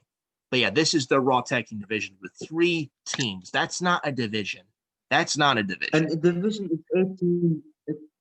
A division is 8 teams max. That's the max division. 8 teams is the max. But no, here we have 3. Like 8, 9, or 10 teams at least. Same thing with the women. Like, oh, but Lacey Evans is good, man. Where? She's terrible. She may be good to look at, but in the ring, she She only sucks. has one good move. All she can do is a good moonsault. Everything else is terrible. The loser's right. Terrible. Peyton Royce, She she's has a decent. good move. I'll give her that. Yeah, Peyton Royce is decent, but she's stuck with Lacey Evans. Dana Brooke, what? Peyton Why is Royce, she man. still important? Remember when they said we're breaking up the Iconics because we want to push Peyton Royce as a single star? Where? How? This? Like, this is the good idea they have. Like you broke up the Iconics for this. Yeah, the Iconics are terrible, but this is what you put this is what you break them up for, to put Peyton Royce with fucking Lacey Evans of all people, a loser. Yeah, and they wanted, if they built up Peyton Royce versus Sasha would be a good match, actually. Yeah, Peyton versus Sasha, Peyton versus Bailey, Peyton versus Bianca, any one of those. But here on Raw, she's tagging with Lacey Evans. Yeah, Peyton Royce, I mean, she's not great, but if they give her time to get better, I can see her getting better. And she can, remember, I don't remember who were the competitors. There was a failed four-way NXT Women's Championship match, and Peyton Royce was in it. She was very good in that match. I don't remember who was there, but she was very good. Wasn't it War Games in 2017? I think it was Peyton Royce, Ember Moon, and two others. I can't remember who, but that match was very good. Nikki Cross and Kairi Sane. Yeah, that match, Peyton Royce was very good there. And she really impressed big in that match, man. And it goes to show you, like, if given the opportunity, she can. Billy Kay sucks. Billy Kay sucks. Yeah, Billy Kay is fucking awful. Afraid to break a nail. She's too busy worrying about her lipstick. She's terrible. Billy Kay can't wrestle out of a paper bag. Seriously. But it's like, Peyton Royce, just get away from Lacey Evans. Peyton Royce could be something. I'd say she's not great either. She's decent, but she has some work to do, but she's much better than Billy Kay. Much better. Remember that SmackDown a few months ago? Billy Kay failed to put in a submission holder. Remember that? This triple threat with Natty. My God. She's still I would rather watch. She's like, this is a submission. I would rather watch Paint Dry than Natalia, but Natalia can at least wrestle. Yeah, Natalia, she's just boring. And Natalia has the charisma of a box of Chinese white rice. She's a charisma vacuum, is Natalia, but hell, at least she can wrestle. But yeah. Anyways, moving on. So then we got the backstage segment, and this is where we're going off on this. We get Miz and Morrison backstage, right? You get Adam Pearce showing up with the Money in the Bank. And he says, Miz, after discussing stuff, yeah, you're right, Miz. Morrison cashing the briefcase for you at TLC, not you, Miz. So, Miz, here you go. You're giving back the Money in the Bank. Well, I can't scream now because my parents. Serious. I can't yell my lungs out because my parents are asleep, but this is terrible. This is just terrible.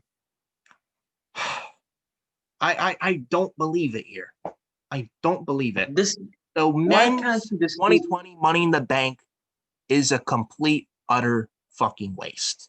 A waste. They ruined the concept, man. Look, if you fail a cash-in, you don't get your briefcase back. You failed, you failed. In life, you don't get second chances. Simple. He failed. You didn't see Baron Corbin get his briefcase back. You didn't see John Cena get his briefcase back. You didn't see Damien Sandow get his briefcase back. You didn't see Braun couldn't even climb the ladder properly. Yeah, he's a fresh guy when he cashed in at TLC 2020. And he's a freshman guy in the match. He cashes in. He climbs as if he's 90 years old, taking damage. I'm like, what the fuck am I watching? You mean to tell me he can't climb that ladder fast enough? And this guy is 36. He can't even climb a ladder. It shows he's a loser. And B, I don't know where they're going with this briefcase. Imagine failing your cash in twice. So they're going, let's make him a bigger loser. Yeah, you want to make Miz into an even bigger loser and chump? By all means, that's what you do. And I don't and even if he cashes in a second time attempt next year in 2021, do you really see him as a guy to carry Monday Night Raw as a WWE champion? I certainly don't. I see nothing I but a mean, transitional yeah, champion. he can get them to below 1 million viewers. Yeah. Yeah, I mean, you want Raw ratings to tank lower. By all means, put the belt on the fucking Miz. Oh, but he had a decent first run as WWE champ a decade ago, man. He had a decent run as first run as WWE champion years ago, man. How many times did he Years win ago, clean he when he was was champ at decent. the time? He was decent then. But I mean, his first WWE title reign, they booked him like shit. He didn't like how many times did he win clean when he was champ in his first run? The only one I can Yeah, remember was that with first Raw Alex 2011 Riley, against huh? John Morrison. That was it. And that falls going anywhere. If you remember that first Raw of Yeah. 2011. And the last time I was entertained by him was 2016. Yeah, After that, he became terrible. his 2016 stuff with Dolph Ziggler for the Ice title on SmackDown when SmackDown was actually awesome. That was very good, but well, that was actually very good. And especially at No But Mercy after that, he went career on the downhill, line, that downhill. was great. Yeah, The Miz can be good, but the way he's been booked, I can't. His even his in ring, he's terrible. He got these it kicks are terrible. Oh, please don't get me started on that. His it kicks are so bad. Some of the worst offense, Darwish, I've ever seen. Some of the worst offense I've ever seen. And why is he still doing those it kicks? It's Daniel Bryan's move. He's not even feuding with Daniel Bryan anymore right now. Miz Just stop doesn't doing even. the moves. This guy doesn't deserve to breathe the same fresh air as Daniel Bryan. Yeah. Daniel Bryan legitimately made him. He made him. Remember, we wanted The Miz against Daniel Bryan at WrestleMania. We got that, but it wasn't the way we wanted it. Yeah. It was supposed to happen at Mania 35, but actually looking back on it now, maybe it was the good thing we didn't get it. Because look at where the Miz is right now. Yeah, man. He is bottom of the barrel at this point. He is a loser. And I feel like he's like the feud with Shane McMahon in 2019 killed him. And he has still ever and ever since that last year, he's never recovered from that and still hasn't. That feud went out. That feud with Shane went way too long. I mean, the match at Mania 35 was okay. It was decent, but then I was like, Shane won. Okay, let's see if Miz gets his win back afterwards. Then Money in the Bank 2019 happened in that cage match between the two. Shane wins again clean, and I'm like, yeah, Miz is dead. He is dead. Yeah. Awful. And then after that, he became a loser. They paired him with John Morrison. And John Morrison, where's Lucha Underground John Morrison? Johnny Mundo. Yeah, Now he's just. why is he paired with the Miz? Can we please get him away from the Miz? Morrison is worth so much more than being paired with the Miz, in my opinion. Like this isn't 2008 anymore. Like 2000, like when they were in ECW as the tag champs in 08. This isn't 08. This isn't 2008 anymore. It's 2020. This is a much more new and different John Morrison. This isn't the Morrison from in the past, 08. Remember his match with Matt Riddle a few months back? This is Yeah. John Morrison I want to see. Yeah, where's that John Morrison? He doesn't need the Miz. I feel like the Miz is just holding him down. Yeah. Miz is just dead weight that's holding Morrison down. And Morrison can be a legit solo act. Like why is John Morrison not on Raw on his own? Why is John Morrison not on Raw on his own fighting for a US title or WWE title? Or why is he not on SmackDown on his own wrestling WrestleMania US title Universal match title? because He's good enough to since be on his own. He doesn't need the Miz. Since I want Lashley to fight Lesnar, my US title match for WrestleMania would be Matt Riddle, John Morrison again, because they have good chemistry together, I swear. Yeah, how about Matt Riddle takes the belt off Lashley? I mean, Lashley's doing nothing with that title anyways. Put it on someone who could use it like Matt Riddle, maybe Riddle and Morrison at Mania for the US title. Yeah, and if Lashley drops the title to Riddle, it wouldn't hurt him because MVP elevated him so much that he can take a loss. And then that would put Lashley in a higher position against Brock. And then Matt Riddle can fight John Morrison. It all makes sense.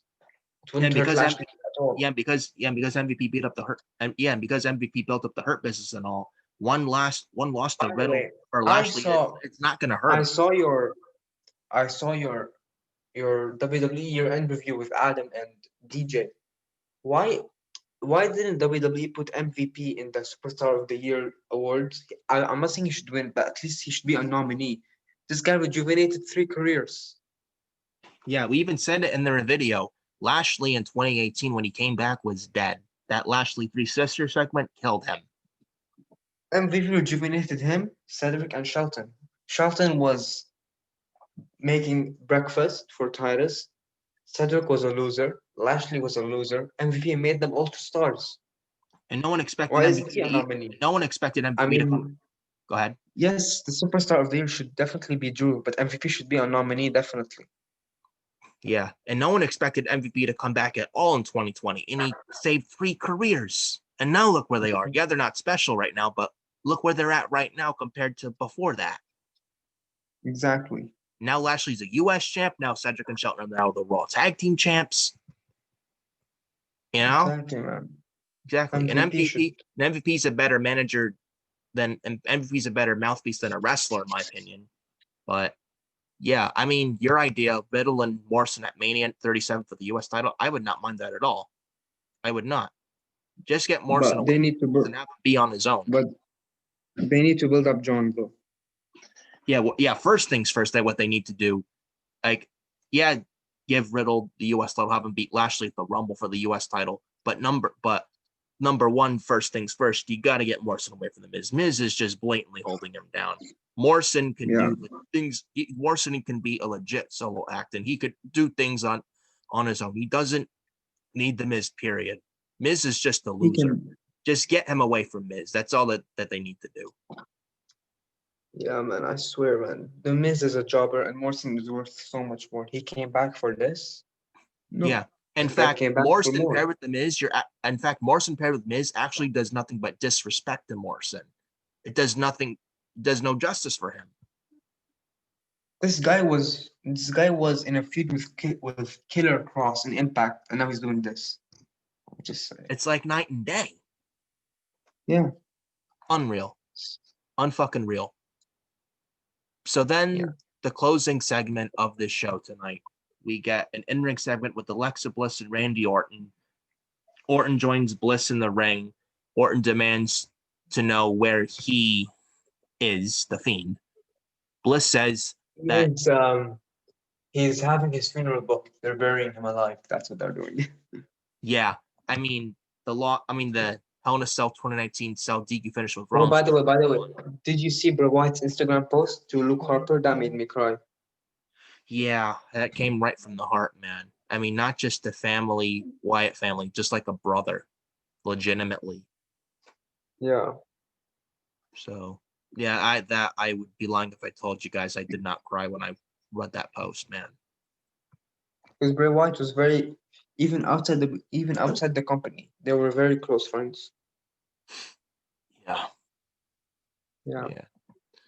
Yeah. But anyways, so Bliss says this isn't about him. It's about here.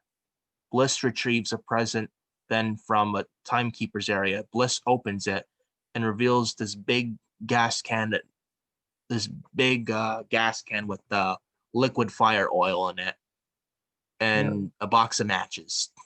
So Bliss has this like liquid oil, fire liquid oil, has a trail with it, circle thing, and she's in the circle thing of it. Then she pours it all over her body and face area. Bliss lays in it. Bliss lays it at Orton's feet. Bliss challenges Orton to do to her what he did to the Fiend at TLC. Bliss then lays down in the middle of the ring. Orton folds his arms and doesn't budge. Then Bliss pours gasoline in the middle of the ring and lays right in it. Bliss then demands Orton to do it. Orton again then doesn't budge, and then Bliss pours more gasoline in the ring. Bliss then says Orton doesn't have the guts, and then Bliss calls Orton a little bitch. Alexa, she has nailed this role perfectly. Her role in this she's been playing it very good. Yeah, I'm liking for years I was not a big Bliss fan. I mean, she was good at first in 2016, then she digressed in 2017, but now she's doing some really good stuff. Yeah, she was outshining the Fiend in that pairing. Yeah, she's literally outshining the Fiend, and without the Bliss pairing, the Fiend would be absolute bottom of the barrel right now. So he should be lucky he's with Alexa Bliss right now. Mm-hmm. Yeah, and she. So in this segment, then I have no idea where this is all going, but I'm liking what Alexa Bliss is doing so much now. Yeah, she's just probably the best work of her life right now. She's just doing really well on this, to be People honest are with saying they want her to be the Roman's champion. I mean, I don't want her to wrestle in this you. role. She doesn't need to be the Raw Women's Champion right now. She really doesn't. Mhm. She's doing good work with the Fiend right now. Why would you do that? I don't want her to wrestle until she gets out of this role Yeah. And she's because doing well in this role. Why would you change that? she's like the Scarlet Bordeaux to Bray Wyatt's Karrion Kross. That's how I see it. Yeah. Legitimately, I would agree with that, Darwish. I'd absolutely agree with that 100%. So Yeah. Bliss then calls Orton a little bitch. Then Bliss pours gasoline all over herself. Then Orton asks Alexa Bliss if she really thinks he wouldn't do it. You think that I would not do that? Orton then says he wants to do it, but Bliss, you want me to do it. I know you want me to do it. And then Orton gets confrontational with Bliss. And then Orton has this match in his hand and all during this stuff. And then the lights turn off in the arena. Then Orton says, if he comes out, maybe I'll do it or whatever. But then the lights turn off in the arena. Orton then lights a match.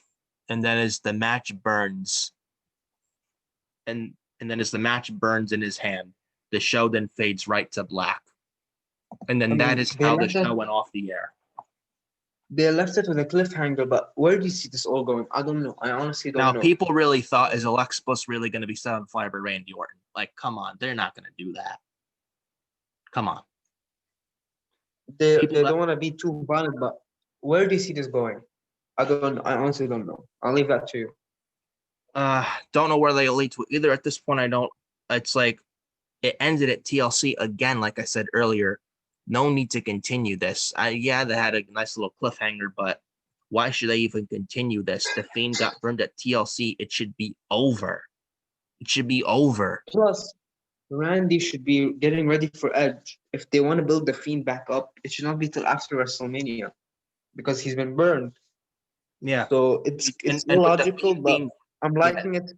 But I'm liking it because of what Alexa Bliss is doing. But it doesn't make sense because Edge is coming back, and Bray exactly. Wyatt should not be on TV until WrestleMania is done. Because if you're burned alive, you don't just come back. Exactly. It's like So being burned alive like that at TLC. You don't come back after that after a few weeks or a month. You don't do that. That makes no sense. yeah, I would agree. Have the we'll Fiend. see. I would agree. Have the Fiend remain out until after Mania. That's what I would do. After thinking about When that, Edge, you just saying that, I would agree with you. yeah, just like where remember it. I'm gonna compare it to something. Cody Rhodes and MJF, their feud has been put on pause, right? Yes. Because it's not over. Yeah. Here they can pause the Bray Wyatt Randy Orton feud so Randy can finish up with Edge. Then Bray can come back with a new character and continue this feud. It's simple. Yeah. Just like in AEW where they postponed the Cody MJF feud for future, and they will definitely continue that in the future. Why can't they do that here with Randy and Bray? Yeah. Yeah. There's like how hard is that? It's not that hard to do. And it's like Edge and Orton, that's happened at WrestleMania. Edge will probably win at Mania next year against Orton. And then it's like have the Fiend remain out until after Mania. And it's like, yeah, then the Fiend can come back and get his win back and then end this. It's all simple. I can book until what happens after Mania 37. They can't even book the third hour of Raw. It's terrible. I could book 3 hours of Raw perfectly in my own fucking sleep for like if I slept. I mean I could book Raw better and my own if I slept for 2 minutes, I'd book the show much better than the people who actually write the show currently. So yeah, that was the Raw review. Thank you for having me here, man. Yeah, but before we end this, yeah, it's like, and then Orton, I expect him to be in the Royal Rumble. Same thing with Edge. So yeah, have the Fiend remain out until after Mania. That's all I gotta say on that. But this show, man, the last Raw 2020, barely any positives. Like only like 4 I'm positives. waiting to Brian Alvarez tweet. They will probably get a 1.6, 1.7, but below a 2 million, it's a failure. So Yeah. But yeah, they had Ricochet and Mustafa Ali, a decent match. It meant nothing. You had Alexa Bliss and Randy Orton. That stuff was decent. What else did you have? They had the other thing with everything else was terrible. Charlotte Nia terrible. 24/7 terrible. yeah. I forget you had another thing on the show. Alexa Bliss, Randy Orton with the nice little cliffhanger shit. You had Mustafa Ali and Ricochet. Good match between the two, but again, what are they even fighting over? It's like, again, why would Ricochet fight over like why would Ricochet join a loser and why would Ricochet join a loser group in Retribution? And then it's like you had that shit. You had another thing. I forget. Another thing was another positive on the show. But then also you had the SmackDown promo for Friday with Big E and all this other stuff. You had Seth Rollins return, and then the Roman Reigns, Kevin Owens stuff. I mean, yeah, that stuff. So Imagine Seth comes back just to continue the storyline with Mysterio. I hope not. That feud's done. It's done. There's no reason to continue it. Yeah. But just saying, I think he should. I mean, I don't mind Rollins coming. I don't mind Rollins coming back, but if it's with the Mysterios, I have a problem with that. We'll see what he does. I think he's just there to us enter the Royal Rumble, but we'll see. Yeah, but yeah, like 3 for positives on the show does not equal good show, man. It really doesn't.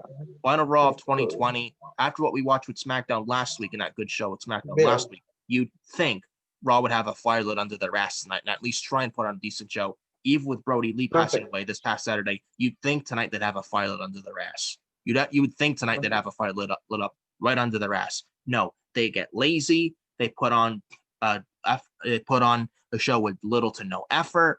They don't care. They don't care. And Legends Night's nothing but a desperation attempt to pop a cheap rating because the Raw ratings are fucking garbage. And then the next week that on Raw after that, that's what really matters. And they'll go right back to being garbage. They'll go right back to being garbage. They'll get a 4 million. What do you predict? What do you predict the Raw rating for this week? I predict the 1.2. I mean, I wish, but I think people watched, so 1.4. I'll predict. That would be bad. Yeah. They'll probably barely get a 6. They'll barely get a 1.6. Next week they'll get a 4 million. Everyone will be happy. Then the next week they'll be right back down to a 1. Yeah, exactly. And it's like, yeah, this show sucks. It sucks. Yeah, I know SmackDown's no better, but at least they got something with Roman Reigns, man. Raw wishes they had someone like Roman Reigns. They really did. Who do they have on this show on Raw that you can actually and genuinely invest your time in? There's no one on this show. Not even Drew feels the same. No. And they took the title off him foolishly at Hell in a Cell this year, and they gave it to Orton just to give it right back to Drew less than a month later. So it's like, why did you even take the belt off Drew at Hell in a Cell? Just to give Randy another useless ring. Stupid. Absolutely fucking stupid. That's your Raw review. That is your Raw review. And that is the Raw review for the final Raw of 2020. Thank you guys so much for joining Darwish and I for the Raw review, final Raw review of 2020, right here on the Fiorious Nation YouTube channel, right here on youtube.com. Thank you guys so much for joining. Hope you guys enjoyed this video. Hope you guys had some good laughs. We ripped the show to shreds and all, and hope you guys enjoyed this video all in all. Follow me on Twitter at FioryNick579. Follow me on Instagram at NicholasFiori2014. Yeah, so follow me on Twitter at FioryNick579. Follow me on Instagram at NicholasFiori2014. And follow me on Facebook at Nicholas.Fiori.31. And hit that like button, hit that subscribe button, hit that bell for all notifications so you guys know whenever I upload on the channel right onto YouTube. And Darwish, social media, where can we follow you? Follow me at Twitter at DarwishAFIF3 and on Instagram at XZ_AFIF. And yeah, that's it. That's all I use. YouTube, I don't use it much. So yeah. All right. Thank you guys so much once again for joining us here for the final Raw, for the Raw review, the final Raw of 2020. I'm Nick Fiori, and this is Darwish with me. Hope you guys enjoyed this video. Hopefully you had a good time with this video here. And I'll see you next time right here on the channel for more good content right here on the Fiorious Nation YouTube channel. Thank you guys so much. I'll talk to you guys later.